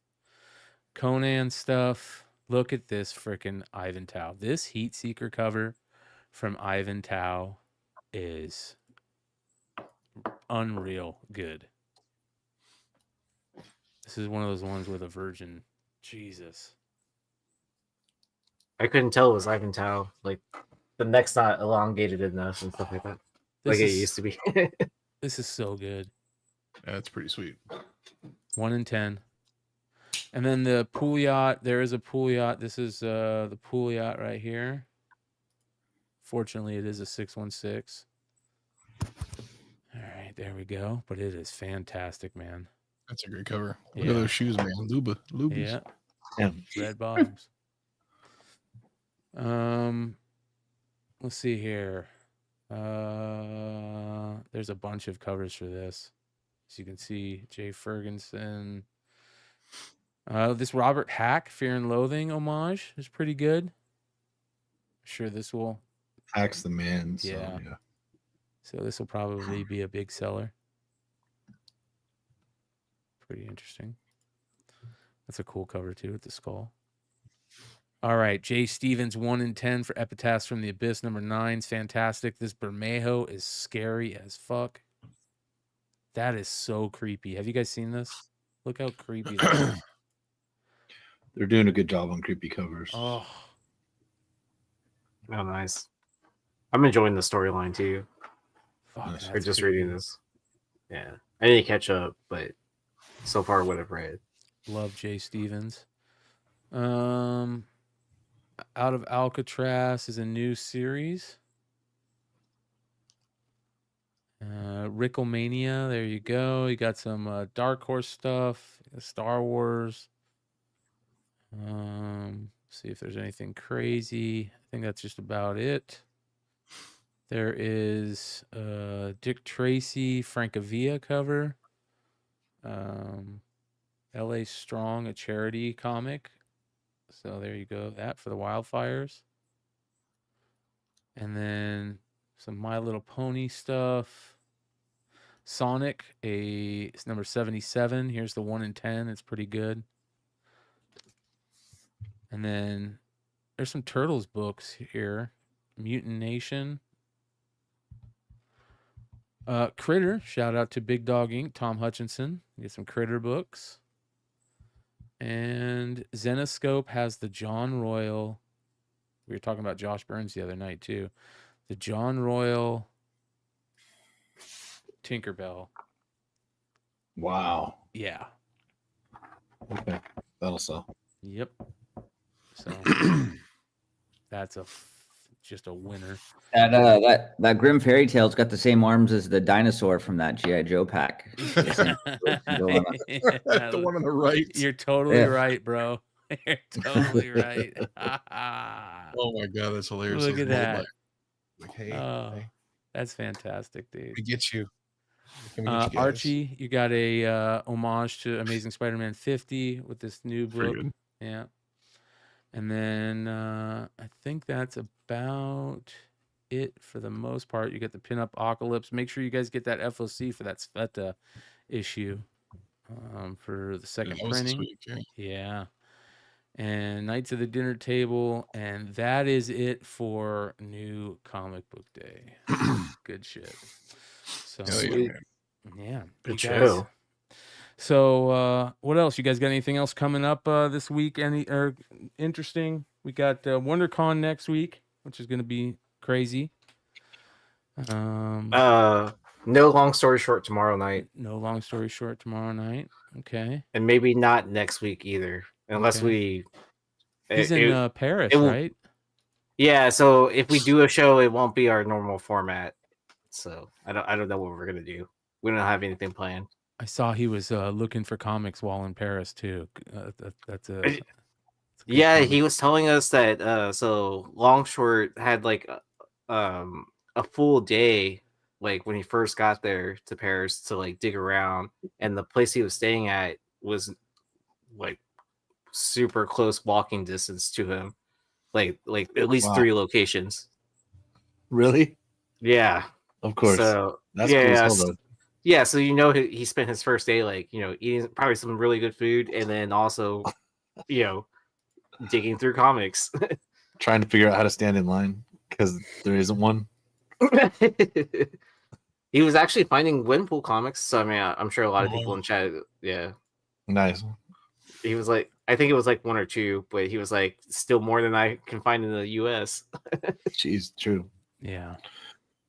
All right. Well, listen, John, I want to thank you, man, for coming on and hanging out with us. It meant a lot. I know a lot of people need to realize this also. Like, you're not reaching out to people to do interviews. Like, these people are reaching out to you. And, thank you for jumping on these shows and doing this. You don't have to do this. And you go through a lot of shit and heat to do it. And I appreciate you jumping up and being open to take questions. No, and shit. Man, I appreciate you guys. I appreciate the questions. I mean, mostly I actually just appreciate like regular, respectful conversations, which unfortunately is in short supply at the moment. So I appreciate you guys having me and, giving it a chance. So yeah, no, I really appreciate you having me. Plus it's also fun to just talk about that stuff, but then also spend 2 hours not talking about that stuff. So it's also like that's what's like, oh man, he's gonna sit with us through market report. Holy shit!